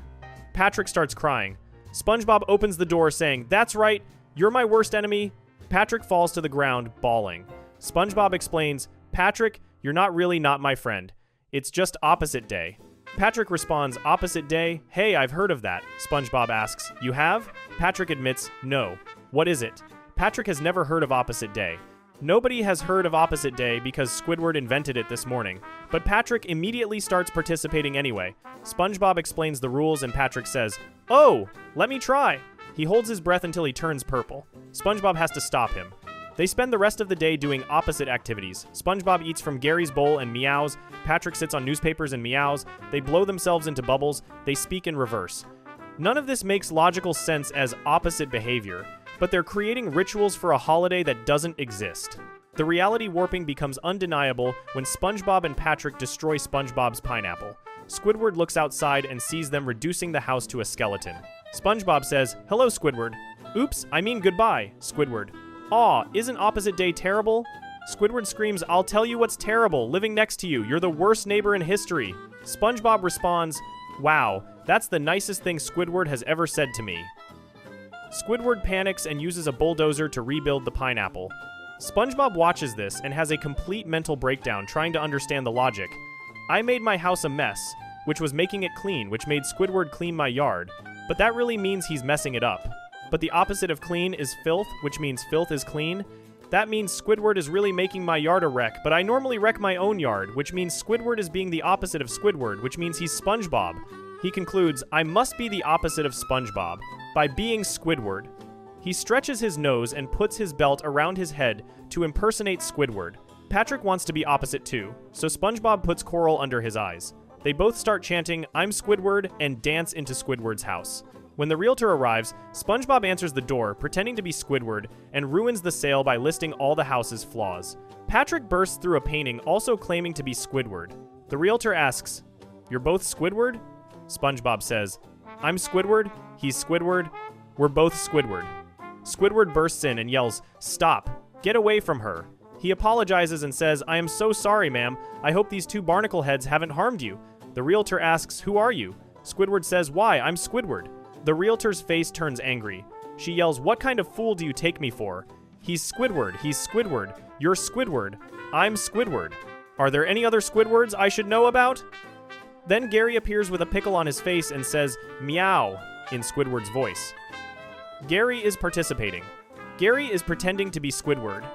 Gary couldn't have learned about Opposite Day from anyone because he's a snail, but he's dressed up and impersonating Squidward anyway because SpongeBob's belief made the fake holiday so real that even pets are compelled to celebrate it. The realtor storms out, refusing to sell the house. Squidward chases after her, sobbing. SpongeBob and Patrick walk up and say happily, "Happy Opposite Day, Squidward! We hate you!" Squidward suddenly smiles and says, "Let me show you guys how much I hate you." He gets a bulldozer and chases them down the street yelling, "Happy Opposite Day," while laughing evilly. Squidward invented this holiday as a lie to manipulate SpongeBob. He never believed in it himself. But by the end of the episode, Squidward is participating, chasing them with construction equipment, while celebrating the fake holiday he created. SpongeBob's belief forced reality to accommodate the lie. The fake holiday became real through collective participation triggered by SpongeBob's absolute conviction that it existed. This is the same power that made the band in Band Geeks transform into professional musicians overnight. SpongeBob believes something so completely that the universe restructures itself to make it true. Squidward tried to weaponize SpongeBob's gullibility and accidentally created a real holiday through SpongeBob's reality-warping faith. Next year, on the same date, everyone in Bikini Bottom will wake up compelled to act opposite because SpongeBob decided it's an annual tradition. Now let's dig into the next conspiracy. In episode Graveyard Shift, Mr. Krabs makes the Krusty Krab open 24 hours after realizing he can make more money from late-night customers. Squidward is furious about working the night shift and invents a scary story to frighten SpongeBob, the legend of the hash-slinging slasher, a ghost fry cook with a spatula hand who returns every Tuesday night. Squidward describes 3 warning signs. The lights will flicker, the phone will ring with nobody there, and the ghost arrives on a bus. All 3 signs happen exactly as predicted. The lights flicker repeatedly. The phone rings with no response. A bus drops off a figure carrying a spatula who walks toward the restaurant. SpongeBob and Squidward panic, believing the hash-slinging slasher is real. The figure reveals himself as a nervous job applicant named Richard who called earlier but hung up. Squidward realizes, if that was you on the phone and you on the bus, then who was flickering the lights? The camera shows Nosferatu, the vampire from the 1922 silent film, standing at a giant light switch, flicking it on and off. Everyone laughs and says Nosferatu, like it's obvious. Nosferatu smiles and turns the light off, ending the episode. A century-old vampire operates Bikini Bottom's electrical infrastructure from an undisclosed location, and everyone knows about it. This isn't a joke ending. It's confirmation that the city's entire power grid is controlled by an undead creature who manipulates electricity for unknown purposes. The episode establishes from the beginning that something is wrong with the Krusty Krab's electrical system. After Squidward tells the hash-slinging slasher story, SpongeBob initially believes it, but Squidward admits it was all a joke. Later that night, the lights start flickering on and off. Squidward immediately accuses SpongeBob. "Very funny, SpongeBob." SpongeBob responds, "What?" Squidward says sarcastically, and the lights will flicker on and off. Just like the story, I get it. He realizes nobody is near the light switch and looks shocked. SpongeBob asks, "Hey Squidward, how are you doing that without moving the switch?" Squidward responds, "I'm not doing it. It must be the stupid faulty wiring in here. This place isn't built to run 24 hours a day." This is the cover story. Squidward blames architectural limitations for electrical problems, but the real cause is external manipulation. The building's wiring isn't faulty. Someone is remotely controlling the power supply. The phone rings immediately after the lights flicker. Squidward answers, What? Hello? Hello? Hello?" Nobody responds. He hangs up. SpongeBob walks over and says, "Nice try, Squidward. The phone will ring and there will be no one there." "Oh, you crack me up." Squidward insists, "SpongeBob, I'm not doing this." He starts panicking. "Oh no. Calm down. Calm down. All right, what was it?" There was the lights flicker again, and the phone rings again. He continues, and the walls will ooze green slime? The walls start oozing. Squidward says, oh wait, they always do that. But what was that third thing? He hears a motor and sees a bus pull up. The lights and phone are happening in coordinated sequence with the bus arrival. This suggests centralized control, someone monitoring the situation and timing electrical interference to coincide with other events. That someone is Nosferatu. The hash-slinging slasher turns out to be Richard, a nervous job applicant. He admits, I called earlier, but I hung up because I was nervous. This explains the phantom phone call. The bus dropping him off explains the third sign. But nobody has explained the lights. Squidward asks, wait, if that was you on the phone and you on the bus, then who was flickering the lights? The lights flicker on and off again. SpongeBob, Squidward, and Richard all look over. The camera darts to show Nosferatu standing at a giant light switch mounted on a wall. He's flicking it up and down repeatedly. Everyone says together, Nosferatu, in a tone that's recognition. They know who he is, they know he controls the lights. They're not scared of him. This is treated as normal. Nosferatu smiles and flicks the light off one final time, ending the episode in darkness. The implication is clear. Nosferatu has access to Bikini Bottom's electrical infrastructure and uses it casually enough that residents recognize his involvement immediately. The critical detail is that Nosferatu isn't at the Krusty Krab. The camera darts over to show him, suggesting he's in a different location, likely an electrical substation or power distribution center. He's operating a giant light switch much larger than a standard wall switch, indicating industrial-scale electrical equipment. Nosferatu is controlling power distribution across the grid, and he's chosen to target the Krusty Krab specifically during this night shift. The timing matches Squidward's fake story perfectly. Lights flicker, phone rings, bus arrives. Either this is impossible coincidence, or Nosferatu was deliberately synchronizing electrical manipulation with observable events to create the appearance of a haunting. Why would a vampire do this? Because he's been controlling Bikini Bottom's electricity for so long that he's bored and entertains himself by gaslighting night shift workers. Nosferatu's presence underwater raises questions that nobody in Bikini Bottom seems concerned about. He's a vampire from FW. Murnau's 1922 silent German expressionist horror film.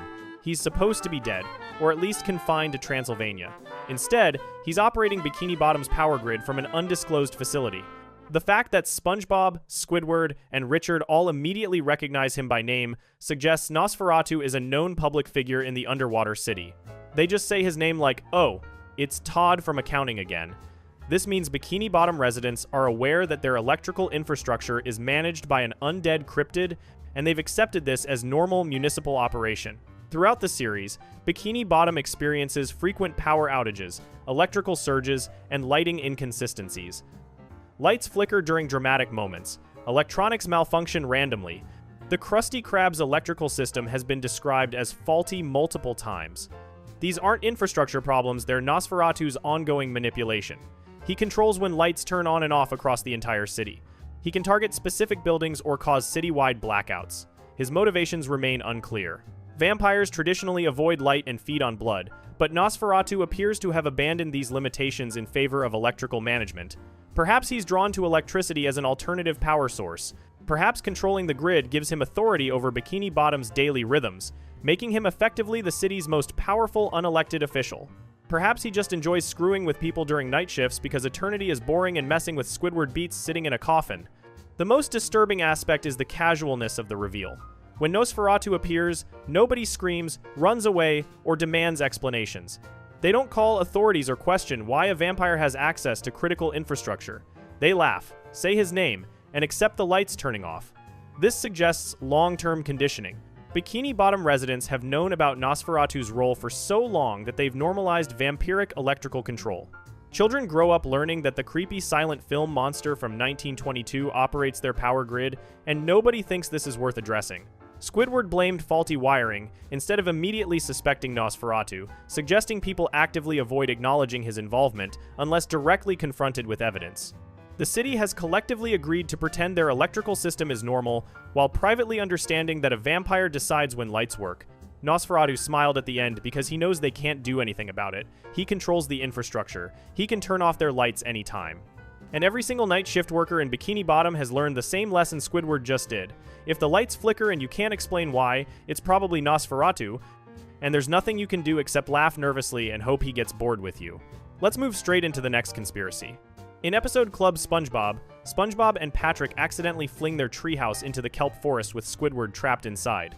When Squidward panics about being lost, SpongeBob reveals they have a magic conch shell, a toy that answers questions when you pull a string. SpongeBob declares, "We must never question the wisdom of the magic conch. The club always takes its advice before we do anything." When they ask the shell what to do to escape, it says nothing. They immediately sit down and refuse to move or eat for days, even while starving. Food randomly falls from the sky, and they praise it as a miracle.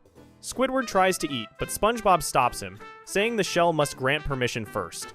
The shell repeatedly tells Squidward no. At the end, a kelp forest ranger arrives to rescue them, reveals he also has a magic conch shell, and when asked what to do now, his shell says, nothing. All four sit down doing nothing indefinitely. The magic conch shell isn't a children's toy, it's the sacred object of a widespread cult religion that has infiltrated Bikini Bottom society at multiple levels, including emergency services. Members display textbook cult behavior, absolute obedience to random commands, willingness to starve rather than disobey, treating coincidences as divine miracles, and recruiting through social pressure. SpongeBob and Patrick's devotion is established immediately. When Squidward asks what the shell is, Patrick excitedly says, "Ask it something, ask it something." SpongeBob asks, "Magic conch shell, will I ever get married?" The shell responds, "Maybe someday." They giggle like they've received profound wisdom. Squidward calls it just a stupid toy. SpongeBob gasps in horror. "Squidward, we must never question the wisdom of the magic conch. The club always takes its advice before we do anything." Patrick declares, "The shell knows all." This is religious dogma. They've elevated a toy to infallible authority and established that questioning it is blasphemy. When the shell says nothing, Patrick announces, "The shell has spoken." They immediately sit in lotus position and become completely unresponsive. Squidward's resistance demonstrates cult isolation tactics. He yells, "I can't believe you two are going to take advice from a toy." They don't answer. He storms off declaring, "Don't you two sad clowns come crying to me when your circus tent comes crashing down." He wanders the kelp forest trying to escape but keeps getting lost, eventually collapsing back where they're still sitting motionless. Later, he tries tempting them with cooked food, waving it under their noses. "Doesn't that smell good, SpongeBob? You haven't eaten in days." They don't react. Their obedience to the shell's command overrides biological survival instinct. The miracle validates their faith.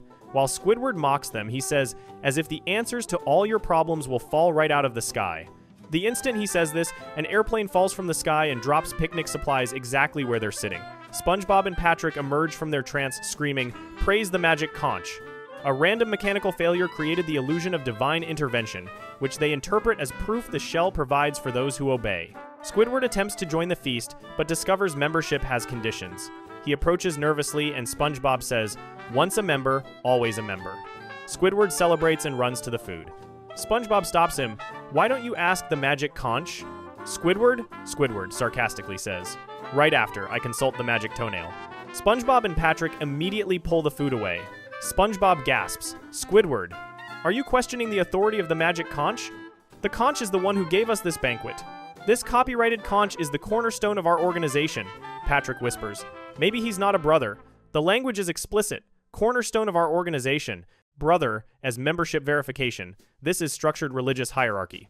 The shell's treatment of Squidward reveals arbitrary cruelty disguised as divine will. Squidward asks, "Should I have the spaghetti or the turkey?" The shell responds, "Neither." He asks, "Could I have anything to eat?" It says no. Patrick asks, "Could Squidward have this sandwich?" The shell says no. Patrick asks, "Could I have this sandwich?" The shell says yes. Patrick eats it, apologizing. "Sorry, Squidward." Squidward grabs the shell, asking repeatedly, "Could I have something to eat?" Each time it says no. He asks, "Can't you say anything else but no?" The shell responds, "Try asking again." Squidward asks hopefully, "Can I have something to eat?" The shell says in a sarcastic tone, "No." Squidward shakes with rage. The shell's responses are random programming, but SpongeBob and Patrick interpret them as divine judgment. The Kelp Forest Ranger's appearance proves the cult has infiltrated emergency services. A uniformed official appears asking, "Do you folks need some help?" Squidward runs to him crying, "I'm saved." The ranger asks, "Magic conch shell?" and pulls out his own, cross-eyed with two big teeth. SpongeBob and Patrick scream, "The magic conch, a club member." The ranger announces, "My conch told me to come save you guys. This is catastrophic." A government employee responsible for search and rescue makes decisions based on commands from a toy shell. The cult has penetrated public safety infrastructure. The ending confirms total capitulation. The ranger asks, "What do we do now?" The shell responds, "Nothing." All three immediately sit down. They chant, "All hail the magic conch."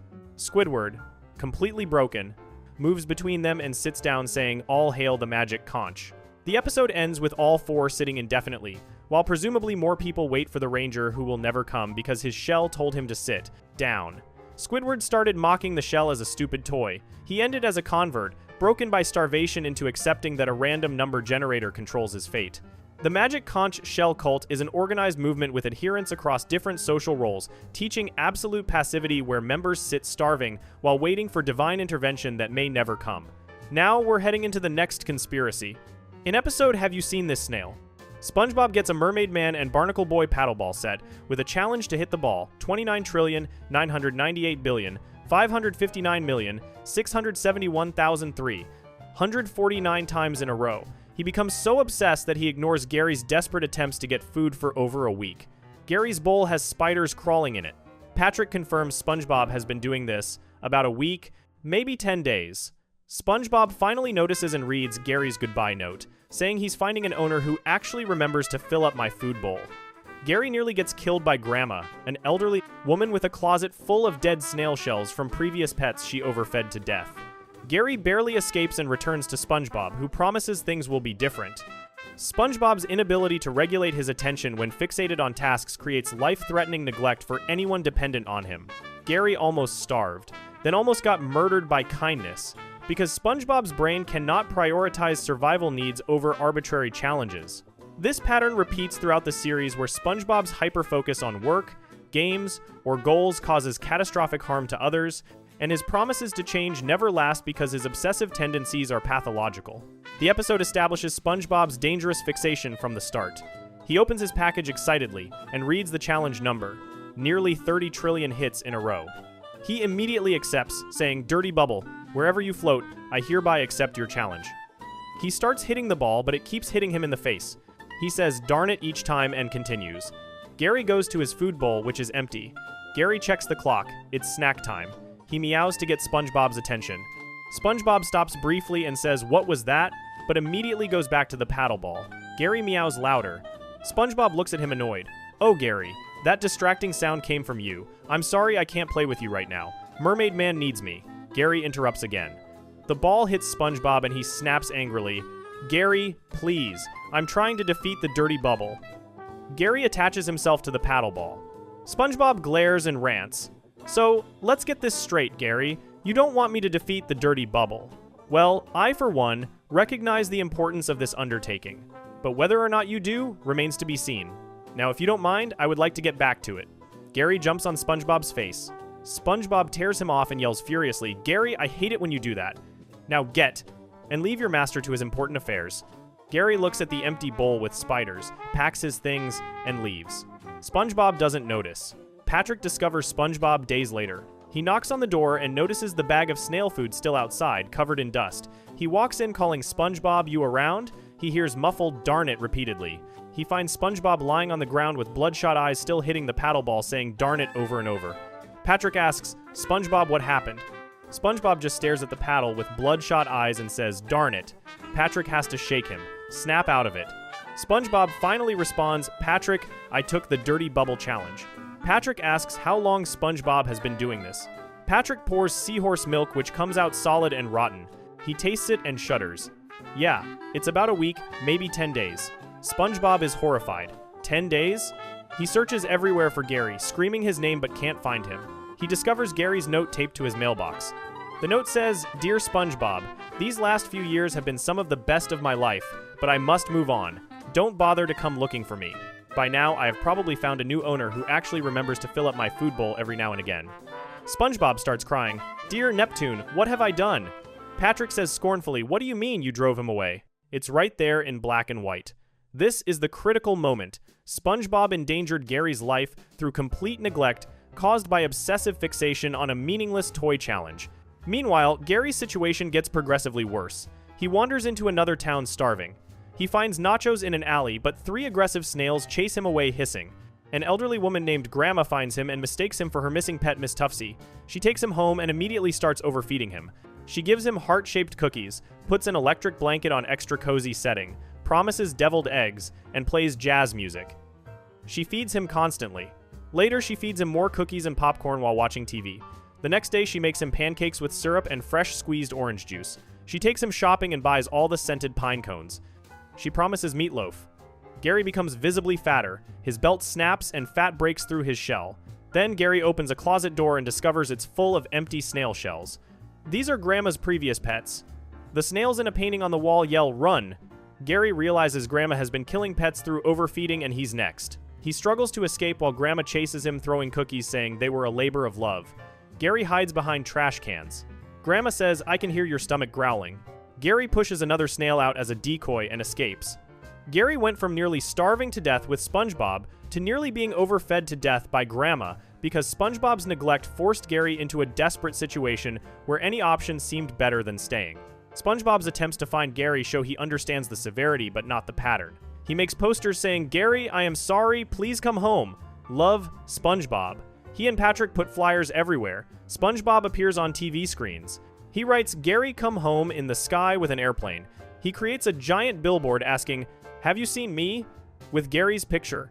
He cries constantly. "Mister." Krabs finds him at work with bloodshot eyes walking on his knees. SpongeBob explains Gary ran away. SpongeBob cries into Krabby Patties. "Mister."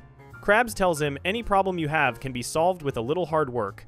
SpongeBob misinterprets this as needing to work harder at finding Gary, not addressing his underlying issues.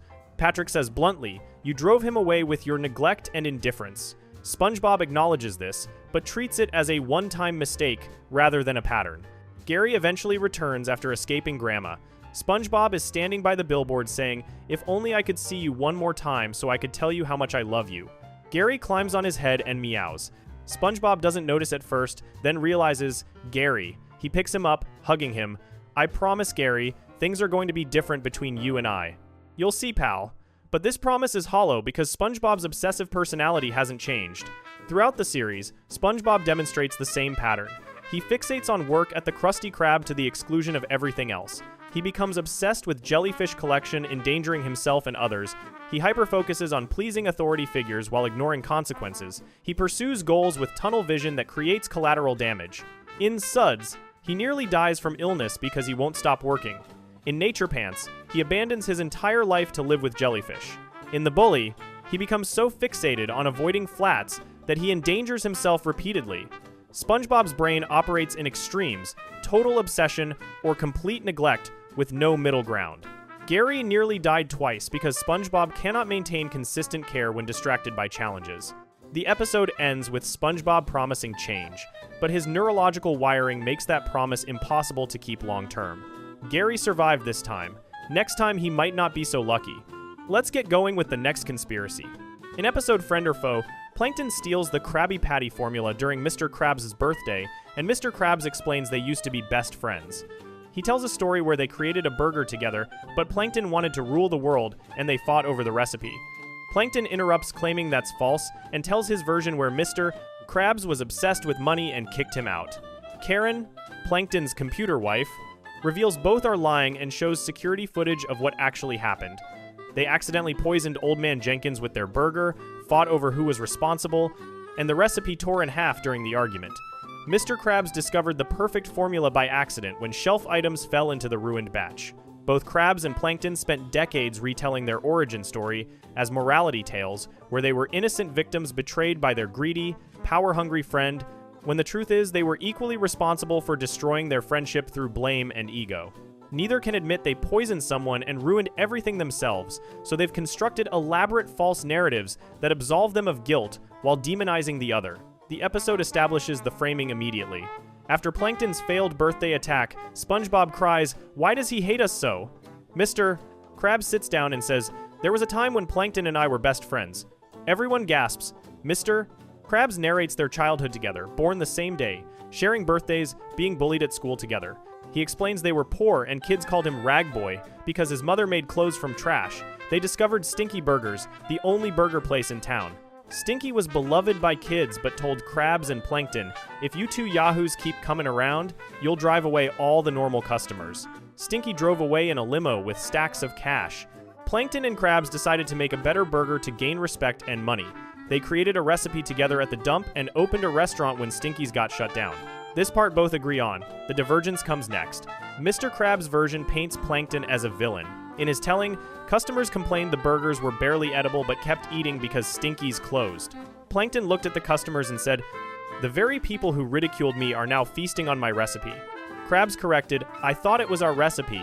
Plankton responded, "I'm ruling their stomachs, and soon I will be ruling their minds." Dark clouds appeared with thunder as Plankton laughed evilly. Krabs asked, "But what about satisfying the customer?" Plankton yelled, "Barnacles to the customer. I'm talking about ruling the world.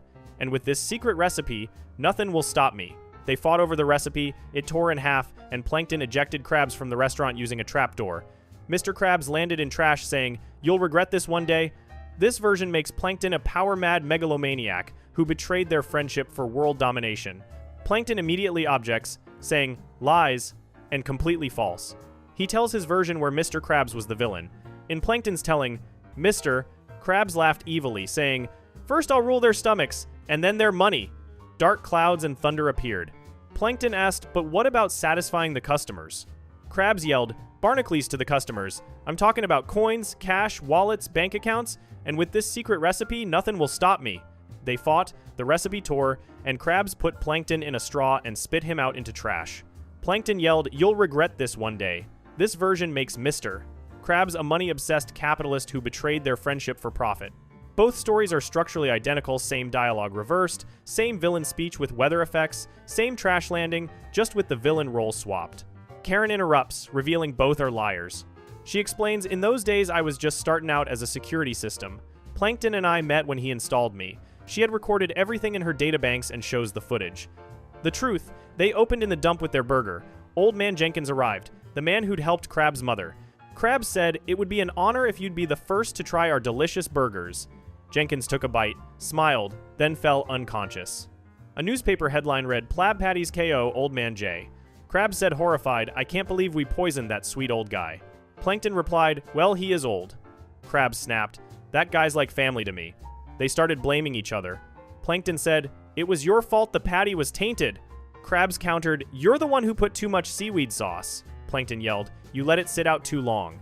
They fought over the recipe. It tore. Plankton stormed out. Krabs looked at the ruined batch where shelf items had spilled into the cauldron during their fight. He tasted it and said, "I've done it. I've discovered the perfect patty batter." The truth reveals both were responsible, but neither could accept blame. They didn't fight over ideology, world domination versus money. They fought over who caused the poisoning. The recipe tore during mutual blame, not ideological betrayal. Mr. Krabs only discovered the Krabby Patty formula by accident after Plankton left, meaning Plankton never had access to the complete recipe. Both went to the elementary school to sell burgers separately. Plankton's chum burgers tasted terrible. Krabs' Krabby Patties were delicious. The kids rejected Plankton and embraced Krabs. Plankton yelled, "I'll steal that cursed recipe from you one day, and I won't stop till I do." Their lifelong rivalry began not from betrayal over principles, but from mutual blame over accidentally poisoning someone, followed by one succeeding while the other failed. The reconciliation scene proves they know the truth, but prefer the lies. After Karen's revelation, Mr. Krabs and Plankton both start crying.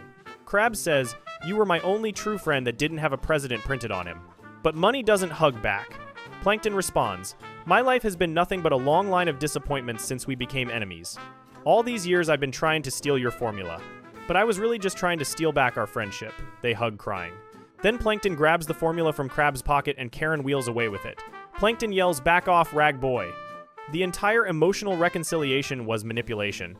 Plankton used their shared history and genuine grief to steal the formula. Mr. Krabs fell for it because he wanted to believe they could reconnect.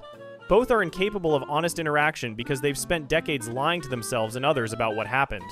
Throughout the series, both characters demonstrate this pattern. Mr. Krabs tells everyone he's a humble small business owner when he's ruthlessly exploitative. Plankton tells everyone he's a misunderstood genius when he's repeatedly incompetent.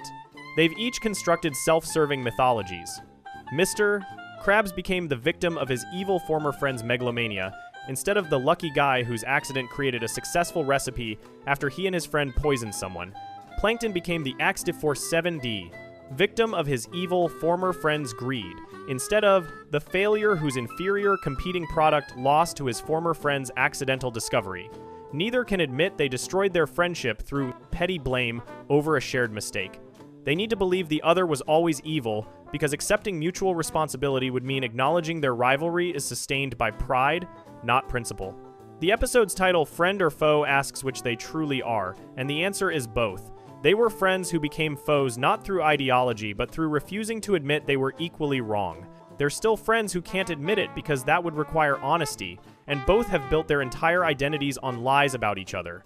Alright, on to the next conspiracy we go, and don't forget to subscribe to our channel. In episode I'm Your Biggest Fanatic, SpongeBob attends a jellyfish convention where he meets Kevin the Sea Cucumber, leader of the Jelly Spotters Club and SpongeBob's hero. SpongeBob desperately wants Kevin's approval, saying he'd do anything for him. Kevin tells SpongeBob to jump off a building. SpongeBob immediately screams and falls from a window, then returns asking what else Kevin wants. Kevin tells him to punch himself in the face with a spiked glove. SpongeBob does it without hesitation. Kevin laughs and invites SpongeBob to try out for the club, but whispers to his members, "I won't let the guy join. I just want to see how many times he can get stung before he goes running home like a baby." Kevin brings SpongeBob jellyfishing, where every test is designed to cause injury. Eventually, Kevin sets up a fake queen jellyfish to terrorize SpongeBob. When SpongeBob begs for mercy on a cliff edge, Kevin reveals he was controlling the robot. He points to the bottom of the cliff, where a crowd of previous victims sit by a fire, all yelling up at Kevin in praise. Kevin admits he never planned to let SpongeBob join and calls him a loser repeatedly. Kevin the Sea Cucumber runs a systematic operation targeting obsessive fans, getting them to endanger themselves physically and emotionally for his entertainment, and he's done this to dozens of people before SpongeBob. SpongeBob arrives at the biannual jellyfish convention and spots the Jelly Spotters, Bikini Bottom's premier jellyfish enthusiast club, gathered around their leader Kevin the Sea Cucumber. SpongeBob says reverently, "If I could just touch the hem of his pocket protector, then maybe some of his greatness would rub off on me." Kevin is answering questions from fans taking notes. SpongeBob keeps appearing in different spots, saying "Hi Kevin" in a trance-like state with huge pupils. Kevin finally yells, "Security!" SpongeBob protests, "I would do anything for you." Kevin tests this. "Why don't you go jump off a building?" SpongeBob's scream is heard and he falls past the window. He reappears saying anything. Kevin says, "Punch yourself in the face." SpongeBob does it with a boxing glove. Kevin asks, "Doesn't that hurt you?" SpongeBob holds up a metal glove with spiked knuckles, asking, "Do you want it to hurt me, Kevin?" Kevin laughs hysterically, saying, "This guy's great. We have got to bring this guy jellyfishing with us." One jelly spotter protests, "No, Kevin, he's a geek." Kevin whispers, "I won't let the guy join. I just want to see how many times he can get stung before he goes running home like a baby." The jelly spotters agree, Kevin's a genius. SpongeBob is so excited he needs defibrillator revival. Kevin has confirmed his plan. Invite obsessive fans on tests designed to humiliate and injure them while pretending they might earn membership.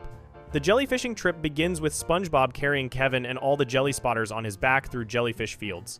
He collapses, exhausted. Kevin asks about nets. SpongeBob's pants open like a trunk, revealing his buttocks as he pulls out equipment. SpongeBob vibrates with excitement, talking about jellyfishing together. Kevin interrupts, "Hold it," freezing SpongeBob literally solid. He announces, "Before you become a jelly spotter, you have to pass a rigorous test. First test, catch a jellyfish." A jellyfish immediately flies into SpongeBob's net. Kevin says, "That doesn't count," and slaps the net. The jellyfish flies out and stings Kevin's head, giving him a giant red sore. Kevin changes the requirement to 2 jellyfish. 2 immediately fly in. Kevin kicks the net, causing all 20 to sting him in a blaze of electricity. Every single test gets designed to make SpongeBob succeed, while Kevin gets injured instead. A montage shows more tests, SpongeBob catching jellyfish upside down, blindfolded, through various challenges. After each one, a jellyfish escapes and stings different parts of Kevin's body until he's completely swollen. Kevin screams, "Okay, SquarePants, it is your turn to get zapped. I mean, are you ready for your final test?" Kevin announces capturing a queen jellyfish. Cut to SpongeBob tied up hanging from sticks as bait. SpongeBob says excitedly, "This is fantastic." Kevin hands him a horn that makes a sound saying, "Loser." SpongeBob blows it repeatedly while the jelly spotters hide behind a bush. A giant shadow looms over him, a massive jellyfish with a tiara. SpongeBob yells, "Hey Kevin, she's here." The bush blows away, revealing nothing except Kevin's ointment. SpongeBob runs with the jellyfish chasing him. He reaches a cliff and begs, "Please don't be angry, Your Highness." A screen on the jellyfish opens, revealing Kevin and the jelly spotters controlling the robot from inside. They laugh. SpongeBob gasps. "Kevin?" Kevin says, "You should have seen the look on your face when we zapped you." SpongeBob asks, heartbroken, "But what about my final test?" Kevin says, "Did you think we'd actually let you join the jelly spotters?" SpongeBob says, "But Kevin, I was your biggest fan." Kevin responds, "So were they," and points to the bottom of the cliff. A crowd of people sit around a fire. One yells, "Hey, look everybody, Kevin's back!" They all yell up at him in praise. This is the reveal. Kevin has done this operation multiple times before. That crowd represents dozens of previous victims who Kevin tricked, humiliated, and abandoned on this same cliff. They're praising him. Kevin has conditioned his victims to worship him even after he abuses them. The crowd waits for Kevin to return with new victims because this is a recurring event. Kevin runs a systematic fan exploitation operation where he identifies obsessive fans, invites them on fake tryouts, subjects them to dangerous tests, terrorizes them with robots, reveals the humiliation was intentional, and maintains their worship afterward. Kevin continues mocking SpongeBob. "You looked so dumb with your dorky jellyfish call." While they taunt him, King Jellyfish S-Pop, a creature wearing a robe and crown, emerges from the cliff. King Jellyfish sees the robot queen and falls in love. Kevin panics as the robot crashes. King Jellyfish roars, "Kevin!" and zaps the ground. Everyone runs into a cave. King Jellyfish bashes the entrance, wearing a football helmet. The jelly spotters surround Kevin, begging, "Save us!" Kevin yells, "Don't look at me. I was just in this for the fashion." He curls into a ball, crying, "Help me, mommy! I want my blankie!" SpongeBob walks out and faces King Jellyfish alone.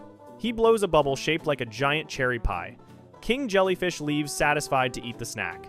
The jelly spotters emerge, gathering around SpongeBob. Kevin says, "Well, SquarePants, that was impressive, but you're still not in the club because you didn't catch a queen jellyfish." The jelly spotters narrow their eyes, run over to Kevin off-screen, and there's a ripping sound, and Kevin screams. They return with Kevin's crown and place it on SpongeBob. The jelly spotters witnessed Kevin's cowardice, lies, and exploitation. They watched SpongeBob save everyone while Kevin cried for his blankie. They removed Kevin's symbol of authority and gave it to someone who actually deserved respect. Back at the convention, SpongeBob tells Patrick he turned down the club, saying, "It's not about Kevin, it's about jellyfish." Patrick responds, "Hero worship is unhealthy," while Pan-Out reveals Patrick has Jeffrey Jellyfish tied up in a wagon he's towing. The cycle continues. Kevin spent years building celebrity status in the jellyfish enthusiast community specifically to identify and exploit vulnerable fans. He developed a systematic process. Tell fans to hurt themselves to prove devotion, invite them on fake tryouts, design tests guaranteed to cause injury, use robots to terrorize them, reveal the cruelty was intentional, then maintain their worship afterward. That crowd at the cliff proves Kevin repeated this operation dozens of times successfully. The victims cheered when Kevin returned with SpongeBob. Kevin conditioned them to see humiliation as part of earning his approval. SpongeBob only escaped because King Jellyfish's intervention exposed Kevin's cowardice so completely that even the jelly spotters couldn't maintain the illusion. Kevin ran a multi-year psychological exploitation operation targeting the most vulnerable members of his community, and everyone accepted it as part of jellyfish fandom culture until one victim finally proved himself more capable than the leader. Time to shift into the next conspiracy. In episode SpongeBob Meets the Strangler, SpongeBob reports someone for littering and gets targeted by the Tattletale Strangler. He hires a bodyguard, the Strangler in disguise, but before going home, SpongeBob drags him through endless errands, comparing paper towel brands, checking dry cleaning, trying perfumes. When they finally arrive home, SpongeBob can't find his keys for 20 minutes despite having one under the doormat. Once inside, a surprise party happens that SpongeBob organized himself. Patrick says, "It's on the invitations you sent us." After everyone leaves, another party immediately starts because SpongeBob sent more invitations. When the Strangler finally reveals himself and escapes, SpongeBob chases after him, screaming, "I need protection, come back." Even though the threat is gone, SpongeBob sent himself surprise party invitations, invented hours of errands, prolonged every interaction, and refused to let his attacker leave because the alternative was being alone. Throughout the series, SpongeBob demonstrates pathological fear of solitude by manufacturing crises, clinging to Squidward despite constant rejection, and creating elaborate social situations. His inability to exist without constant external validation makes him fabricate emergencies to force companionship. The episode establishes SpongeBob's compulsive need for structure immediately. He stands in front of the punch clock waiting for exactly 8 a.m. When it hits 8, an automated voice announces on-time percentage, 100%. He's maintained perfect attendance. Squidward punches in and the voice announces, on-time percentage, 12%. SpongeBob asks repeatedly, "Isn't it great working at the Krusty Krab, Squidward?" Until Squidward yells, "Yes." SpongeBob immediately says, "Hold that thought. I'm due in the parking lot for early morning litter patrol." This is voluntary work he's assigned himself. He's created additional job responsibilities because his actual job doesn't provide enough structure. He walks outside picking up trash, talking to garbage. Looks like someone missed the trash basket, huh, Mr. Candy Wrapper? When someone tosses trash from a car, SpongeBob says, "Sir, I will have you know it's against the law to litter." The driver laughs, "What are you gonna do? Call the police?" SpongeBob responds, "Yes," as police immediately arrive. This is the Tattletale Strangler, a wanted criminal who strangles anyone who reports him. Squidward shows SpongeBob a wanted poster explaining he's promised to strangle anyone who turns him in. The Strangler mangles a drawing of SpongeBob's face in the police car. The officers say they got him chained up good, then announce, "Oops, not again. Yup, he got away." SpongeBob asks if they'll protect him. They respond, "We ain't bodyguards, kid," and drive off. SpongeBob runs to Mr. Krabs saying, "There's a maniac after me. I need a bodyguard." Mr. Krabs brags about his Navy training until SpongeBob shows the poster. Mr. Krabs gasps and yells, "Go away, SpongeBob! Take your death cloud with you!" SpongeBob shows the poster to other citizens. Larry turns into a cooked lobster on a plate. A construction worker pogos away. Guys at the Tough Tavern run screaming. Everyone is terrified to be near SpongeBob because association with him means death.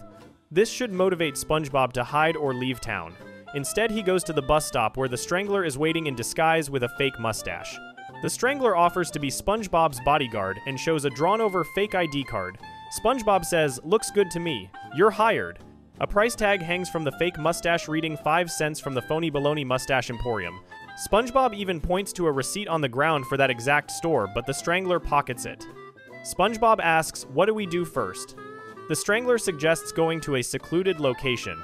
SpongeBob counters, "We could go to my house and turn off all the lights." The Strangler agrees, saying, "Perfect. That way no one can hear you being strangled. I mean, protected." Then SpongeBob says, "But first, I gotta do a few errands." The Strangler responds, "Let's make it quick." SpongeBob says, "Quick is my middle name," and immediately does the opposite.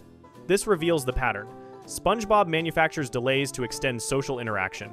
At Bargain Mart, SpongeBob compares paper towels asking, "In town, around." "What do you think? Bodyguard?" The Strangler says, "Whatever gets us to your house quicker." SpongeBob decides, "I'll take both." At the dry cleaners, SpongeBob says, "I'm not sure if these are my pants." At a perfume store, SpongeBob asks, "How about this one? Bodyguard. Too overbearing?" The Strangler yells, "Can we just go to your house?"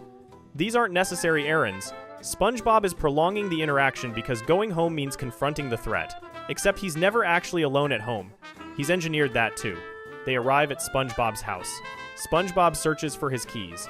The French narrator announces 20 minutes later, and SpongeBob is still searching while the Strangler steams with rage. The Strangler suggests climbing through the window. After a painful attempt involving cleats and eye sockets, the French narrator announces 6 hours later. SpongeBob then reveals, "Let me just grab the key I keep under the mat." He had the key accessible the entire time. He manufactured a 6-hour delay. When they finally get inside, and the Strangler says, "I finally got you all alone," the lights turn on, revealing all of SpongeBob's friends yelling, "Surprise!" A banner drops reading, "Congratulations, SpongeBob, 100%, on time." Patrick explains, "It's on the invitations you sent us." SpongeBob sent invitations to his own surprise party celebrating his work attendance. Surprise parties require other people to organize them. SpongeBob created a social event, invited everyone, then pretended to be surprised by his own planning. After the party ends, SpongeBob closes the door, saying, "Alone at last." The Strangler asks, "So we're all alone now?" SpongeBob confirms just you, me, and the floorboards. There's a knock. Everyone is outside again yelling, "Happy birthday, SpongeBob!" SpongeBob asks, "How did you guys know today is my birthday?" Patrick says, "We just do what the invitations say." SpongeBob sent himself birthday party invitations too. After this second party, the Strangler desperately confirms, "Everybody's gone, no more parties today, we're completely alone." SpongeBob confirms. The Strangler starts laughing evilly until Patrick appears saying, "Great parties, huh?" The Strangler tries removing Patrick. Patrick says, "I'm the Strangler? I should have turned myself in," and crashes through the wall. The Strangler screams, "He's not the Strangler. I am," and rips off his fake mustache. Everyone immediately comes back asking, "Did someone say party?" The Strangler runs screaming, "I can't take it." SpongeBob chases after him yelling, "Wait, bodyguard, I need protection." The Strangler escapes in a taxi, gets on an airplane, jumps out with a parachute that's actually SpongeBob, cuts himself free, and crashes into jail. SpongeBob runs up yelling, "Bodyguard, bodyguard." The Strangler cries, "I'm not your bodyguard, I'm the Strangler." The officers congratulate SpongeBob for putting the Strangler behind bars. The Strangler says relieved, "At least I'm safe from that yellow idiot." Patrick appears in the cell asking, "What are you in for?" SpongeBob chased his attempted murderer across town, onto a plane, and into jail because the alternative was being alone. Even after learning his bodyguard was the Strangler, SpongeBob still needed him present. Throughout the series, this pattern repeats constantly. In Squid's Day Off, SpongeBob cannot handle being alone at the Krusty Krab and repeatedly imagines Squidward needs him.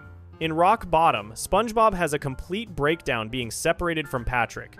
In Texas, Sandy tries leaving and SpongeBob manufactures an elaborate intervention. In Employee of the Month, his entire identity revolves around work recognition. In Pizza Delivery, he cries because a customer rejected the pizza, treating it as personal abandonment. In Just One Bite, he obsessively forces Squidward to try Krabby Patties because refusal represents rejection of SpongeBob's values.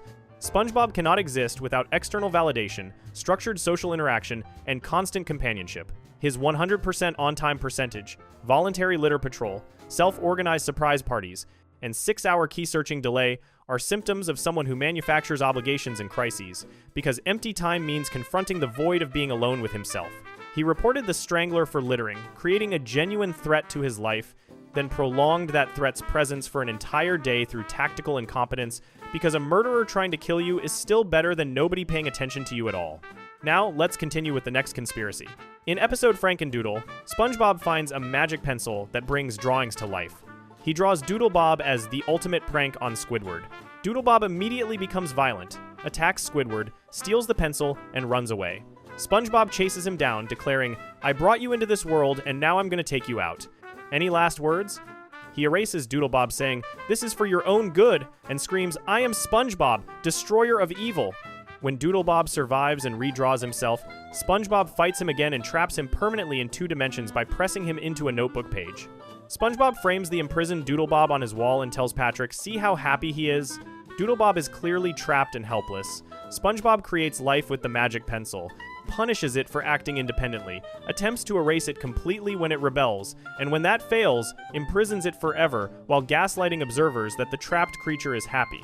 Throughout the series, SpongeBob manufactures situations and relationships, then destroys or traps them when they don't follow his script, demonstrating a pattern of playing God with zero accountability for the suffering he causes. The episode establishes SpongeBob's power immediately when an artist drops a magic pencil into the ocean. SpongeBob and Patrick are playing rock, paper, scissors with bubbles when the pencil falls between them. They scream and hide. SpongeBob touches it and announces, "It is a giant pencil, Patrick. Let's draw some giant pictures with it." He draws a jellyfish. Patrick critiques it, saying, "It's lacking basic construction and your perspective leaves a lot to be desired." SpongeBob responds, "Everybody's a critic. The drawing comes to life and swims away." SpongeBob announces excitedly, "It means we found a magic pencil." This establishes the rules. Anything drawn becomes real. SpongeBob immediately treats this as a toy for pranks rather than recognizing the responsibility of creating sentient life. SpongeBob draws a mustache on Patrick's face, which floats away and lands on Squidward's head as hair. Patrick asks for his turn with the pencil. SpongeBob lectures him, "Be careful, Patrick. Being an artist is a heavy responsibility. Each work of art is like a child and must be treated as such." Patrick says, "I was just going to draw a cartoon." SpongeBob immediately abandons his own advice, saying, "Okay, why didn't you say so?" Patrick draws a crude Squidward that comes to life. SpongeBob says, "It's kind of creepy looking when it moves." Patrick agrees and erases it as it screams. Patrick says sadly, "Poor Squidward," but neither shows concern about murdering a conscious being. SpongeBob just lectured Patrick about treating creations like children, then helped him erase a living creature seconds later. This establishes the pattern. SpongeBob claims moral authority over creation while immediately violating his own rules. SpongeBob escalates to creating humanoid life. He announces, "I've got another idea. This'll be the ultimate prank. I'll draw me, and when Squidward answers the door, it won't be me." He draws Doodlebob on screen while Patrick laughs. SpongeBob says adoringly, "Aw, look at him. Ain't he a doll? All he needs is a tie and draws one. Doodlebob shouts nonsense and runs to Squidward's house. SpongeBob and Patrick laugh watching. SpongeBob narrates he's knocking on the door. Squidward's answering the door, and Doodlebob picks up Squidward, holds him upside down, and repeatedly pounds his head on the ground. Squidward screams, "Ow! Ow! Ow!" Patrick laughs delightedly while SpongeBob looks horrified. Doodlebob throws Squidward into his house, steals the pencil, and runs away. SpongeBob asks, "What have I done?" "We've got to find him." SpongeBob's horror reveals his expectations. He created Doodlebob specifically to be violent towards Squidward. That was the entire prank. The issue arises when Doodlebob exceeds the violence SpongeBob authorized and acts independently by stealing the pencil. SpongeBob didn't program Doodlebob with moral limits because SpongeBob has none. He simply expected Doodlebob to follow an unspoken script then disappear. When Doodlebob demonstrates agency, SpongeBob treats this as betrayal rather than natural behavior from a sentient being fighting for survival. They search and find Doodlebob at a poorly drawn pineapple. Doodlebob draws a hole and they fall in. Doodlebob attacks them with drawn weapons. Patrick whispers, "He's hideous. He makes me sick just looking at him. Those big bulgy eyes, that square body, those two buck teeth, and that stupid tie." SpongeBob looks down at his own identical appearance. Patrick blushes. "Oh, but it looks good on you, SpongeBob." SpongeBob spots Doodlebob putting down the pencil. Doodlebob breaks through the wall and grabs SpongeBob. SpongeBob screams, "Patrick, do something." Patrick says, "Happy birthday." Doodlebob runs until SpongeBob stops him holding the pencil triumphantly. SpongeBob declares, "Hold it right there, Doodle. I brought you into this world and now I'm going to take you out." Any last words? This is the God complex moment. SpongeBob positions himself as creator with absolute authority to destroy his creation. Doodlebob speaks fast nonsense. SpongeBob stutters, "I'm sorry, what was that?" Doodlebob slows down and repeats himself looking unamused. SpongeBob starts erasing his face. Doodlebob screams. SpongeBob yells, "Hold still, Doodle. This is for your own good. Take that, and this, and that." He erases Doodlebob completely, then screams in victory, "I am SpongeBob, destroyer of evil." Patrick says calmly, "Take it easy. It's just a drawing." SpongeBob returns home and tells Gary, "You should have been there. I kind of missed the little Doodle. He was like a son to me." This reveals SpongeBob's delusion. He called Doodlebob like a son after attempting to erase him from existence, saying, "This is for your own good," like an abusive parent justifying violence. That night, Doodlebob's surviving arm sneaks in, grabs the pencil, and redraws himself. SpongeBob wakes up and Doodlebob appears. SpongeBob asks nervously, "No hard feelings, right?" Doodlebob draws angry eyebrows and yells, "You Doodle, me SpongeBob," reversing their identities while holding the pencil threateningly. Doodlebob chases SpongeBob, erasing parts of his house, pants, butt, nose, and face. They struggle, the pencil breaks, SpongeBob gets the lead piece, and redraws himself. Doodlebob sharpens the pencil, taking both sides. SpongeBob says, "You've made your point. No matter. I was voted most artistic in high school." The fight continues until Doodlebob gets his foot stuck in paper on the floor. SpongeBob grabs a notebook and yells, "Page for Mr. Doodle," trapping Doodlebob inside as a flat drawing. The next morning, SpongeBob hangs the paper on his wall. Patrick arrives asking, "What's with all the ruckus?" Patrick gasps, "It's the evil Doodle." SpongeBob corrects him, putting on glasses and taking out a pipe. "No, not evil. He was just a two-dimensional creature, lost in our three-dimensional aquatic world, longing for a purpose." Patrick asks, "So he's a drawing?" SpongeBob confirms, "Exactly. See how happy he is?" Patrick looks at a framed picture saying, "He still looks kind of creepy." Doodlebob is trapped on the wall, unable to move or speak. SpongeBob claims this imprisonment is happiness, while smoking a pipe like an intellectual explaining away his crime. Throughout the series, this pattern repeats. SpongeBob creates situations, expects them to follow his vision, and destroys them when they don't comply. In Employee of the Month, he sabotages Squidward for threatening his work identity. In Opposite Day, he invents a fake holiday to manipulate Squidward's behavior. In Club SpongeBob, he forces everyone to obey a magic Conchi Shell's random commands. In Just One Bite, he torments Squidward until he admits Krabby Patties taste good. SpongeBob positions himself as the moral authority in every scenario while violating basic ethics constantly.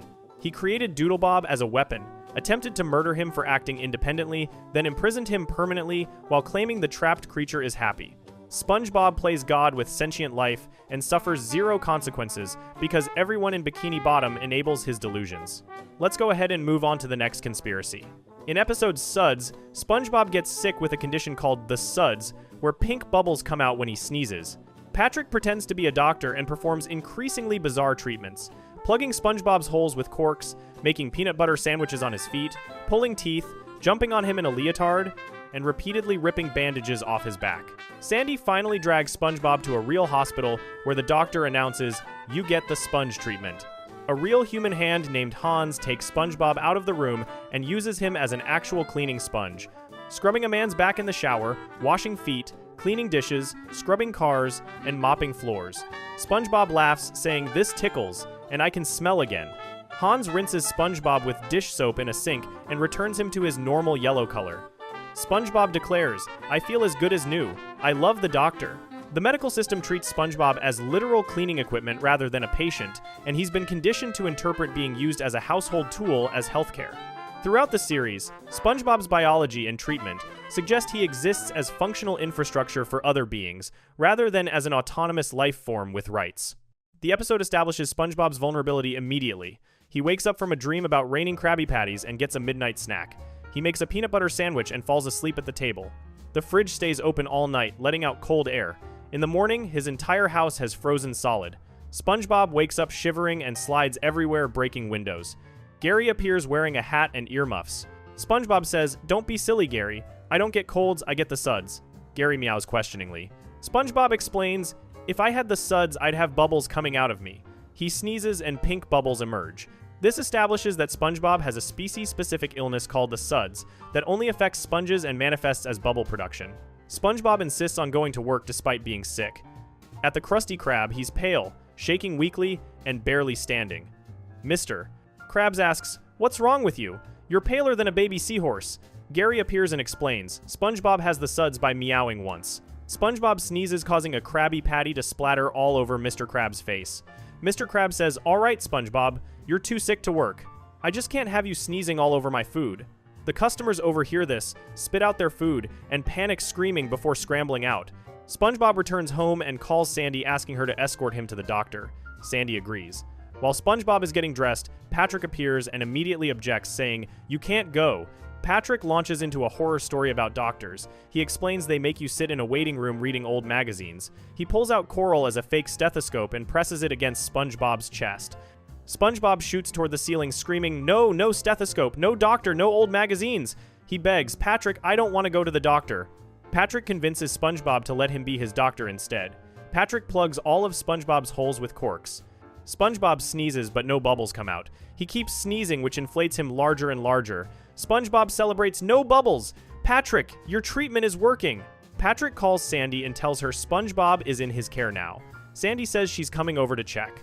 Patrick performs increasingly absurd treatments, spreading peanut butter on SpongeBob's foot, pulling out a tooth, jumping on him, and repeatedly ripping a bandage off SpongeBob's back while SpongeBob screams. Sandy arrives and finds SpongeBob inflated into a ball. She announces, "Patrick, SpongeBob has to see a real doctor." Patrick insists, "No, he doesn't. I'm taking good care of him." SpongeBob says, "Ah," and his breath kills all plants in its path. Sandy declares, "I'm taking you to the doctor right now." Patrick and Sandy fight over SpongeBob, rolling him back and forth, using him as a basketball, squeezing him until he launches into the air. SpongeBob rolls downhill and crashes into the Krusty Krab. He sneezes so hard, he blasts all the corks out and releases a massive cloud of pink bubbles that destroys the entire restaurant. Later at the hospital, the purple doctor examines SpongeBob and confirms, "It seems you have the suds. Are you ready for your treatment?" SpongeBob asks nervously, "You're not going to make me read old magazines, are you?" The doctor responds, "No, silly, you get the sponge treatment." He calls, "Oh, Hans." A real human hand comes through the door and takes SpongeBob out of the room. The next shot shows Hans using SpongeBob with dish soap to scrub a man's back in the shower. SpongeBob laughs. "Woo! Yeah, this tickles." Hans uses SpongeBob to scrub a man's foot. SpongeBob sniffs happily, "I can smell again." Hans then uses SpongeBob to wash a plate, scrub a car, and mop the floor. SpongeBob celebrates throughout, saying, "Woo, yeah, yeah, yeah." Hans rinses SpongeBob off in a sink with dish soap and puts him back in the doctor's room. SpongeBob is returned to his normal yellow color and declares, "I feel as good as new. I love the doctor." Hans hands him a lollipop. Sandy winks at SpongeBob approvingly. This entire sequence reveals the horrifying truth. SpongeBob's medical treatment consists of being used as a literal household cleaning tool. He's scrubbing human bodies, washing dishes, cleaning vehicles, and mopping floors. He's rinsed with dish soap like actual kitchen sponges get cleaned. He returns to his normal yellow color because he was physically dirty from being used to clean things. The sponge treatment has nothing to do with curing his illness. The hospital uses 6 sponges as free cleaning supplies. Patrick watches jealously and fakes being sick, saying, "Hey doc, well I got the suds too," while hiding a bubble wand behind his back. The doctor responds sarcastically, "Oh yes, Dr. Patrick, we have a special treatment for you." Patrick gets taken away by Hans. He's washed in the sink with soap, used to scrub a cactus while screaming, "Ouch. That hurts!" and used to scrub a toilet while yelling, "Wait, this doesn't seem right." Patrick immediately recognizes he's being exploited as cleaning equipment because he hasn't been conditioned to accept it as normal. SpongeBob has been so thoroughly indoctrinated into accepting his role as functional infrastructure that he experiences joy while being used to mop floors and wash cars. He genuinely believes this is healthcare. The doctor didn't cure his illness. Hans just used him as a sponge until the physical exertion and soap somehow resolved his symptoms. SpongeBob left the hospital having learned nothing except that he should trust doctors to use him however they want. Throughout the series, SpongeBob demonstrates this pattern. In Help Wanted, he's hired at the Krusty Krab specifically for his cleaning abilities when he uses himself to clean the entire restaurant. In Squeaky Boots, Mr. Krabs uses SpongeBob to mop floors obsessively. In Krusty Krab training video, SpongeBob is shown as the ideal employee, specifically because he can be used for any task. In Born Again Krabs, SpongeBob gets sold for 62 cents, establishing his monetary value as equivalent to cleaning supplies. SpongeBob exists in a society that recognizes him as sentient enough to hold a job and pay rent, but treats him as literal cleaning equipment whenever convenient. The medical system participated in this exploitation by using sick patients as unpaid janitorial labor while calling it treatment. SpongeBob left the hospital declaring he loves doctors because he's been so thoroughly conditioned to accept being used as a tool that he interprets it as care. Hans scrubbed toilets with Patrick, who screamed, "This doesn't seem right," because Patrick hasn't spent his entire life being told his purpose is cleaning. SpongeBob has. The sponge treatment reveals that Bikini Bottom's healthcare system operates on the principle that certain species exist as functional objects rather than patients deserving medical care. Now let's turn to the next conspiracy. In episode Squidward in Clarinetland, Squidward demands a locker to store his clarinet for an important recital. Mr. Krabs gives him an Old Navy locker to share with SpongeBob. SpongeBob cleans it and promises nothing bad will happen. SpongeBob then fills the locker with appliances and mentions he expanded it a bit. When Squidward opens the locker to retrieve his clarinet before his performance, he discovers SpongeBob has transformed it into an impossibly large dimension. SpongeBob left notes directing Squidward to different drawer numbers that lead nowhere. Squidward crawls through a small hole and finds himself in a surreal forest of clarinets. An eagle creature appears, calling itself the keeper of the forest where clarinets live without persecution. The eagle swallows Squidward, saying he needs to learn respect. Squidward experiences increasingly nightmarish scenarios, mirror versions of himself playing clarinets at deafening volumes, falling into pinball machines, being chased through space. All while SpongeBob appears throughout laughing and running away with the clarinet. Squidward finally melts out of the locker. SpongeBob reveals he had Squidward's clarinet the entire time to keep it safe. SpongeBob didn't accidentally create a nightmare dimension. He deliberately engineered a psychological torture chamber specifically designed to torment Squidward, then claimed it was protective custody. The episode establishes critical context at the beginning. Squidward is unusually cheerful because he has a clarinet recital immediately after work. He endures multiple indignities while maintaining his good mood, getting hit with a door, dealing with screeching sounds, customers with bad breath. When a baby drools directly onto his clarinet, Squidward finally snaps and demands secure storage for his instrument. Mr. Krabs reluctantly provides an Old Navy locker containing a skeleton. Squidward must share it with SpongeBob due to labor regulations. SpongeBob hears all of this, including how important the recital is and how desperately Squidward needs to protect his clarinet. This information becomes weaponized. SpongeBob knows exactly what matters most to Squidward and engineers a scenario that targets that specific vulnerability. SpongeBob's modifications to the locker reveal premeditation. He installs velvet lining, brings massive appliances, and creates a card catalog filing system. When Squidward questions this, SpongeBob dismisses him and returns to work. The elaborate organization serves no practical purpose for a simple storage locker. Its only function is creating bureaucratic complexity that forces Squidward to navigate an unnecessarily complicated system to access his own property. SpongeBob is manufacturing dependency while establishing plausible deniability. If questioned, he was just being helpful and organized. The truth reveals itself when Squidward actually tries retrieving his clarinet and discovers the locker has become dimensionally impossible. The Nightmare Dimension shows specific design choices that prove intentionality. Squidward finds notes directing him to drawer numbers in the thousands. These locations don't exist. The notes contain corrections, claiming SpongeBob made mistakes and providing new, incorrect numbers. This is deliberate misdirection designed to waste time and increase frustration. Squidward finally crawls through a small hole into a forest of clarinets where SpongeBob appears laughing while holding the clarinet just out of reach. SpongeBob runs away, forcing Squidward to chase him deeper into the dimension. This is psychological torture using operant conditioning. SpongeBob provides intermittent reinforcement by appearing with the clarinet then disappearing, training Squidward to keep searching despite never actually catching him. The eagle creature represents the most disturbing element of the dimension's construction. It interrogates Squidward about why he's there and challenges his claim of ownership over the clarinet. When Squidward insists he owns it, the eagle lectures him about how clarinets aren't owned and live free from persecution in this sacred space. The eagle then swallows Squidward as punishment for his disrespectful tone. This philosophical framework mirrors SpongeBob's worldview perfectly.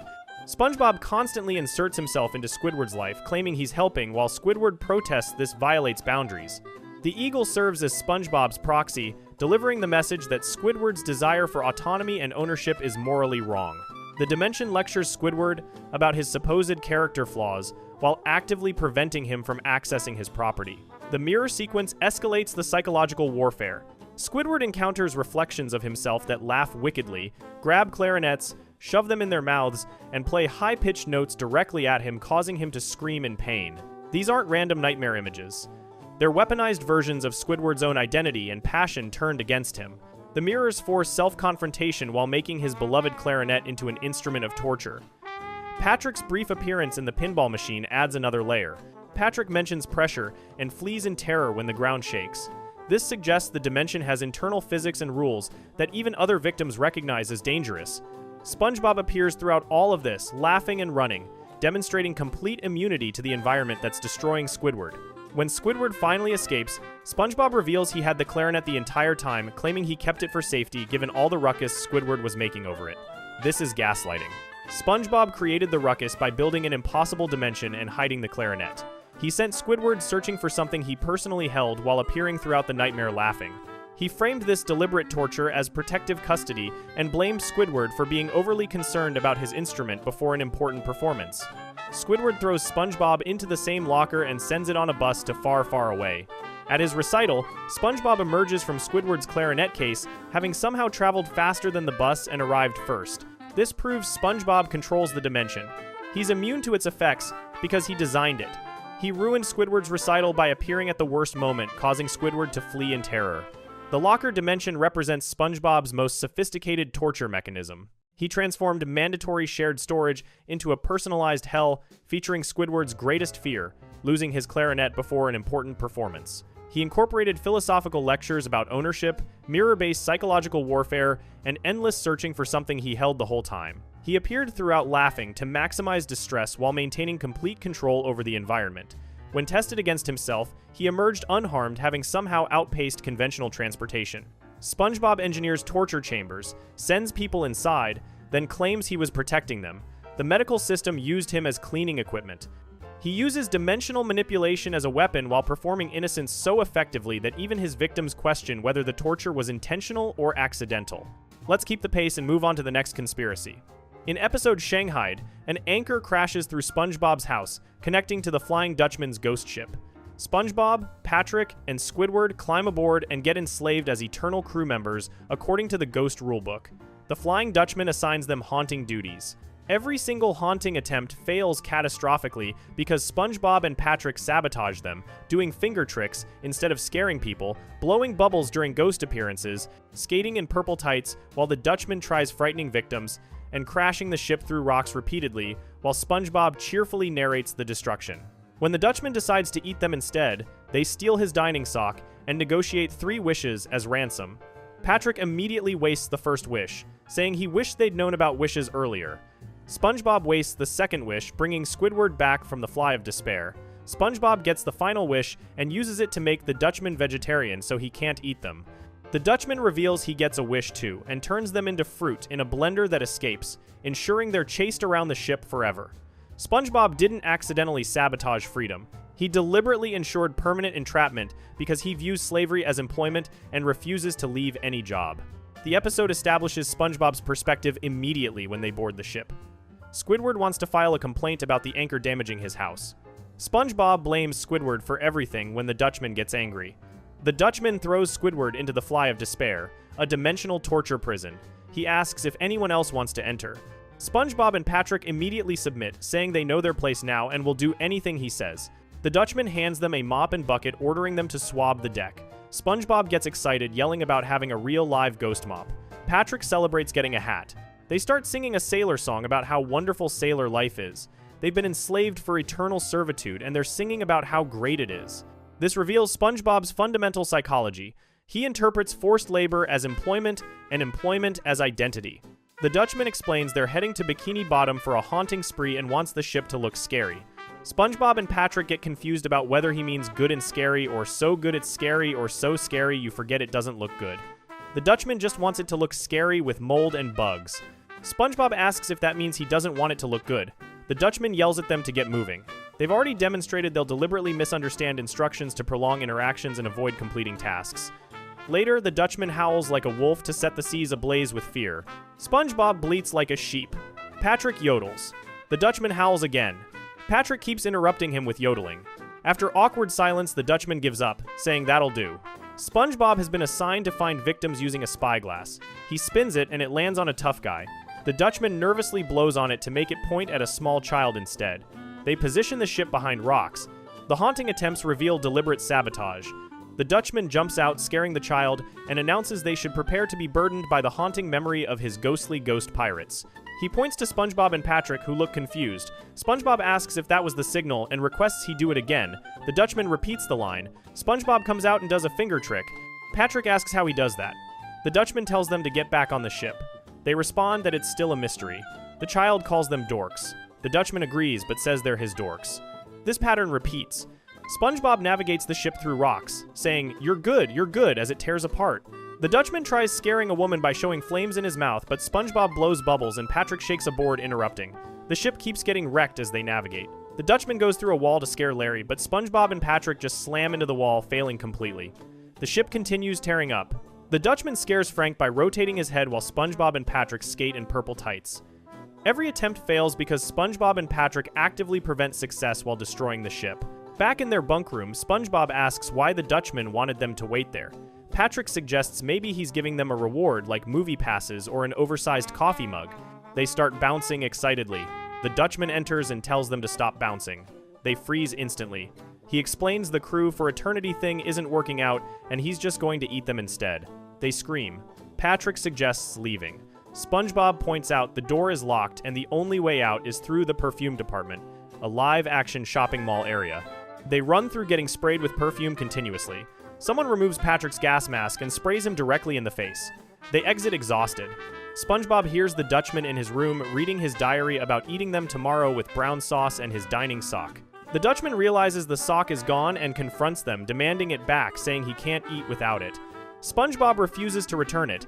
The Dutchman tries zapping him, but SpongeBob holds up the sock as protection. The sock starts tearing. The Dutchman panics about stretching the elastic. Patrick announces they've reached an impasse. This is the negotiation moment where they could secure freedom. The Dutchman offers 3 wishes in exchange for the sock. Patrick tries negotiating, asking for 5. The Dutchman offers 4. Patrick says 3, take it or leave it. Patrick just negotiated down from 5 to 3, showing he's as incompetent as SpongeBob. The Dutchman agrees to 3 wishes. SpongeBob celebrates having 3 wishes. Patrick immediately says he wishes they'd known that earlier. Time rewinds 5 minutes. The Dutchman announces they have 2 wishes left. Patrick wasted the first wish on nothing. SpongeBob remains cheerful, saying they still have 2 more. He declares he wishes Squidward were here to see this. Squidward appears, having been pulled from the Fly of Despair. SpongeBob realizes he just used the second wish. Squidward demands the last wish since SpongeBob got him back into this mess. Patrick argues it belongs to him because he didn't get a real wish. They argue until the Dutchman uses Eeny, Meeny, Miny, Moe to decide. It lands on SpongeBob. Squidward coaches SpongeBob to think about what wish would prevent them from being eaten. SpongeBob announces he's figured it out. He wishes the Dutchman was a vegetarian. The Dutchman transforms into a healthy, fit vegetarian holding celery. SpongeBob, Patrick, and Squidward celebrate appearing back at SpongeBob's house. Patrick says SpongeBob saved them. The screen reveals their bodies have been turned into fruit. Squidward is a banana. SpongeBob is a strawberry, Patrick is grapes, and they're in a blender with other fruit. Squidward asks why they've been turned into fruit. The Dutchman appears chopping banana slices into the blender, explaining he gets a wish too and fruit prevents scurvy. They scream and bounce away in the blender. The Dutchman chases them around his ship, which has become a hippie-themed vehicle. SpongeBob's wish didn't free them. It ensured they'd be chased around the ship forever as fruit while the Dutchman pursues them in a blender. SpongeBob had one chance to wish for freedom and deliberately chose something that kept them trapped. SpongeBob spent the entire episode treating enslavement as employment. He sang songs about wonderful sailor life, celebrated getting a ghost mop, enthusiastically participated in every task while sabotaging actual success, and when finally given the power to escape, used it in a way that guaranteed permanent entrapment. He turned their slavery into a slightly different form of slavery, where they're fruit instead of crew but still aboard the ship being chased forever. SpongeBob cannot exist without external structure defining his purpose. He manufactured a scenario where freedom was technically possible through wishes, then systematically wasted all 3 wishes, ensuring they'd never leave. The Dutchman wanted to fire them because they were incompetent.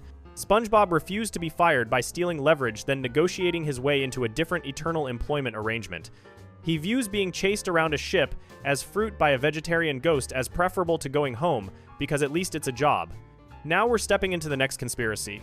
In episode No Free Rides, SpongeBob fails his driving test with negative 224 points. Mrs. Puff panics at having him for another year and gives him extra credit. Write a simple 10-word sentence. SpongeBob cannot complete this task despite it being absurdly easy. He sharpens his pencil repeatedly, has panic attacks, experiences hand cramping, and ultimately produces an incoherent paper with crossed-out words and drawings. Missus. Puff passes him anyway and gives him a license.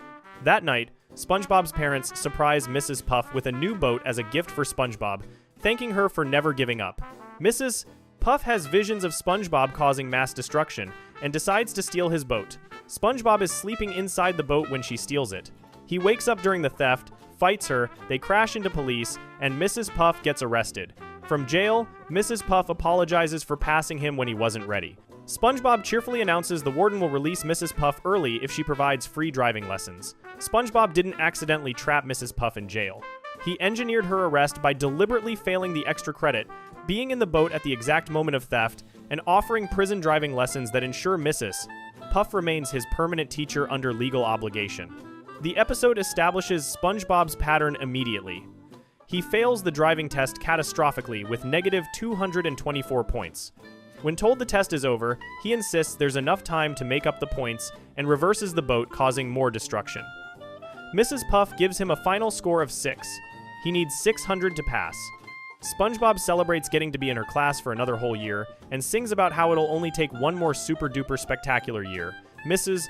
Puff is still inflated from the crash, thinking about another year with him. She realizes she must use extra credit to save herself. She runs over, shaking SpongeBob in joy, explaining extra credit means getting credit for things he wasn't able to do before. She assigns him to write a 10-word sentence on what he learned in boating school. She helps him start with 7 words already written. He only needs 3 more words. SpongeBob begins writing, then his pencil snaps. He walks to the sharpener and sharpens it multiple times to get the right sharpness while Mrs. Puff sweats. He returns and the pencil breaks again. Mrs. Puff grabs it and hands him a pen. SpongeBob calls it one of the most permanent writing utensils and finishes the sentence. Mrs. Puff asks to see it. SpongeBob says he changed his mind and scribbles things out. Mrs. Puff insists it's fine. SpongeBob jumps on top of the paper, refusing to show her. Mrs. Puff yells that it's so simple, only 10 words. SpongeBob starts panting, saying it's too hot and his hand is cramping.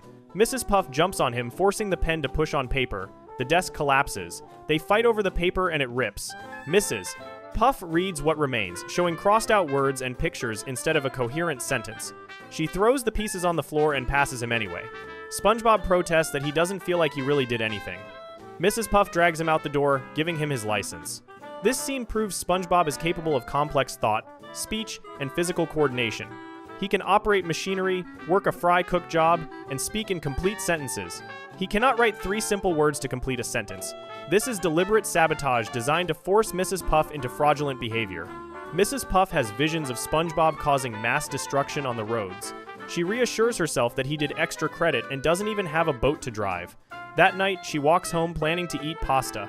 She opens her door to find SpongeBob's parents with a huge cake saying, "Thank you, Mrs. Puff." SpongeBob's father thanks her for never giving up, never quitting, never taking the easy way out. The mother says they wanted to make sure Mrs. Puff was here to see this. They reveal a brand new boatmobile with license plate reading IMRDY. SpongeBob faints and hits the cake. The parents drive away with SpongeBob passed out in the back seat saying he'll be driving by tomorrow. Mrs. Puff realizes she'll be exposed for letting him slide through school. She says she'll have to move to a new city and start a new boating school with a new name, then says not again. This proves Mrs. Puff has fled cities before after similar incidents. SpongeBob's parents arriving with a boat immediately after he passes suggests they knew this would happen.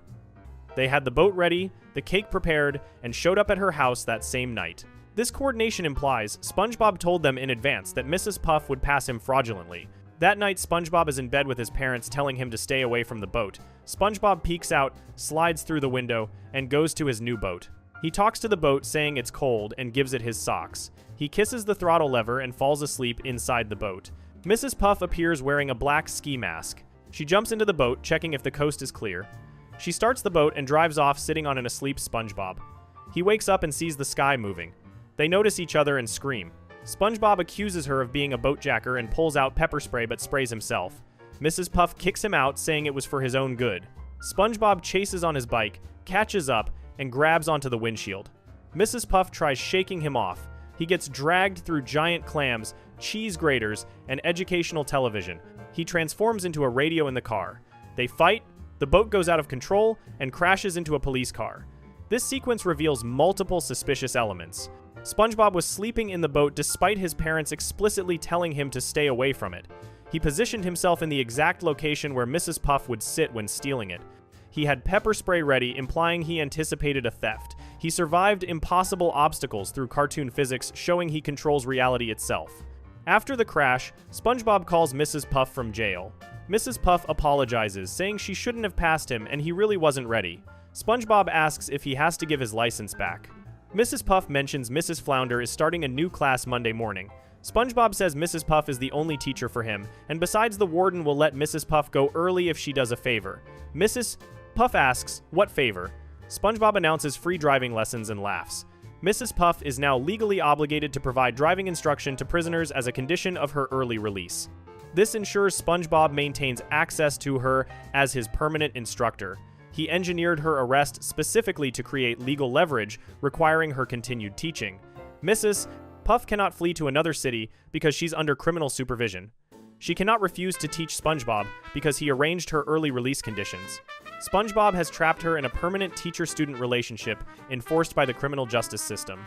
SpongeBob spent the episode demonstrating he's capable of complex tasks, chasing vehicles, surviving deadly obstacles, transforming his body, fighting adults, but completely incapable of writing 3 words.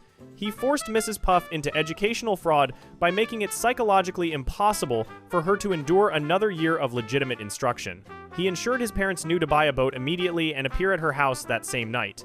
He slept in the boat despite being told not to, positioning himself where the thief would sit. He had defensive weapons ready. He survived impossible scenarios to maintain his grip on the stolen vehicle. He crashed them into police, ensuring her arrest. He then offered prison driving lessons as the condition for her release, creating permanent legal obligation. SpongeBob didn't fail because he's incompetent. He failed because trapping Mrs. Puff as his eternal instructor requires maintaining the illusion of incompetence while demonstrating superhuman persistence and planning. He engineered her arrest to ensure she can never escape him. That's it for today. If you enjoyed our video today, subscribe to our channel.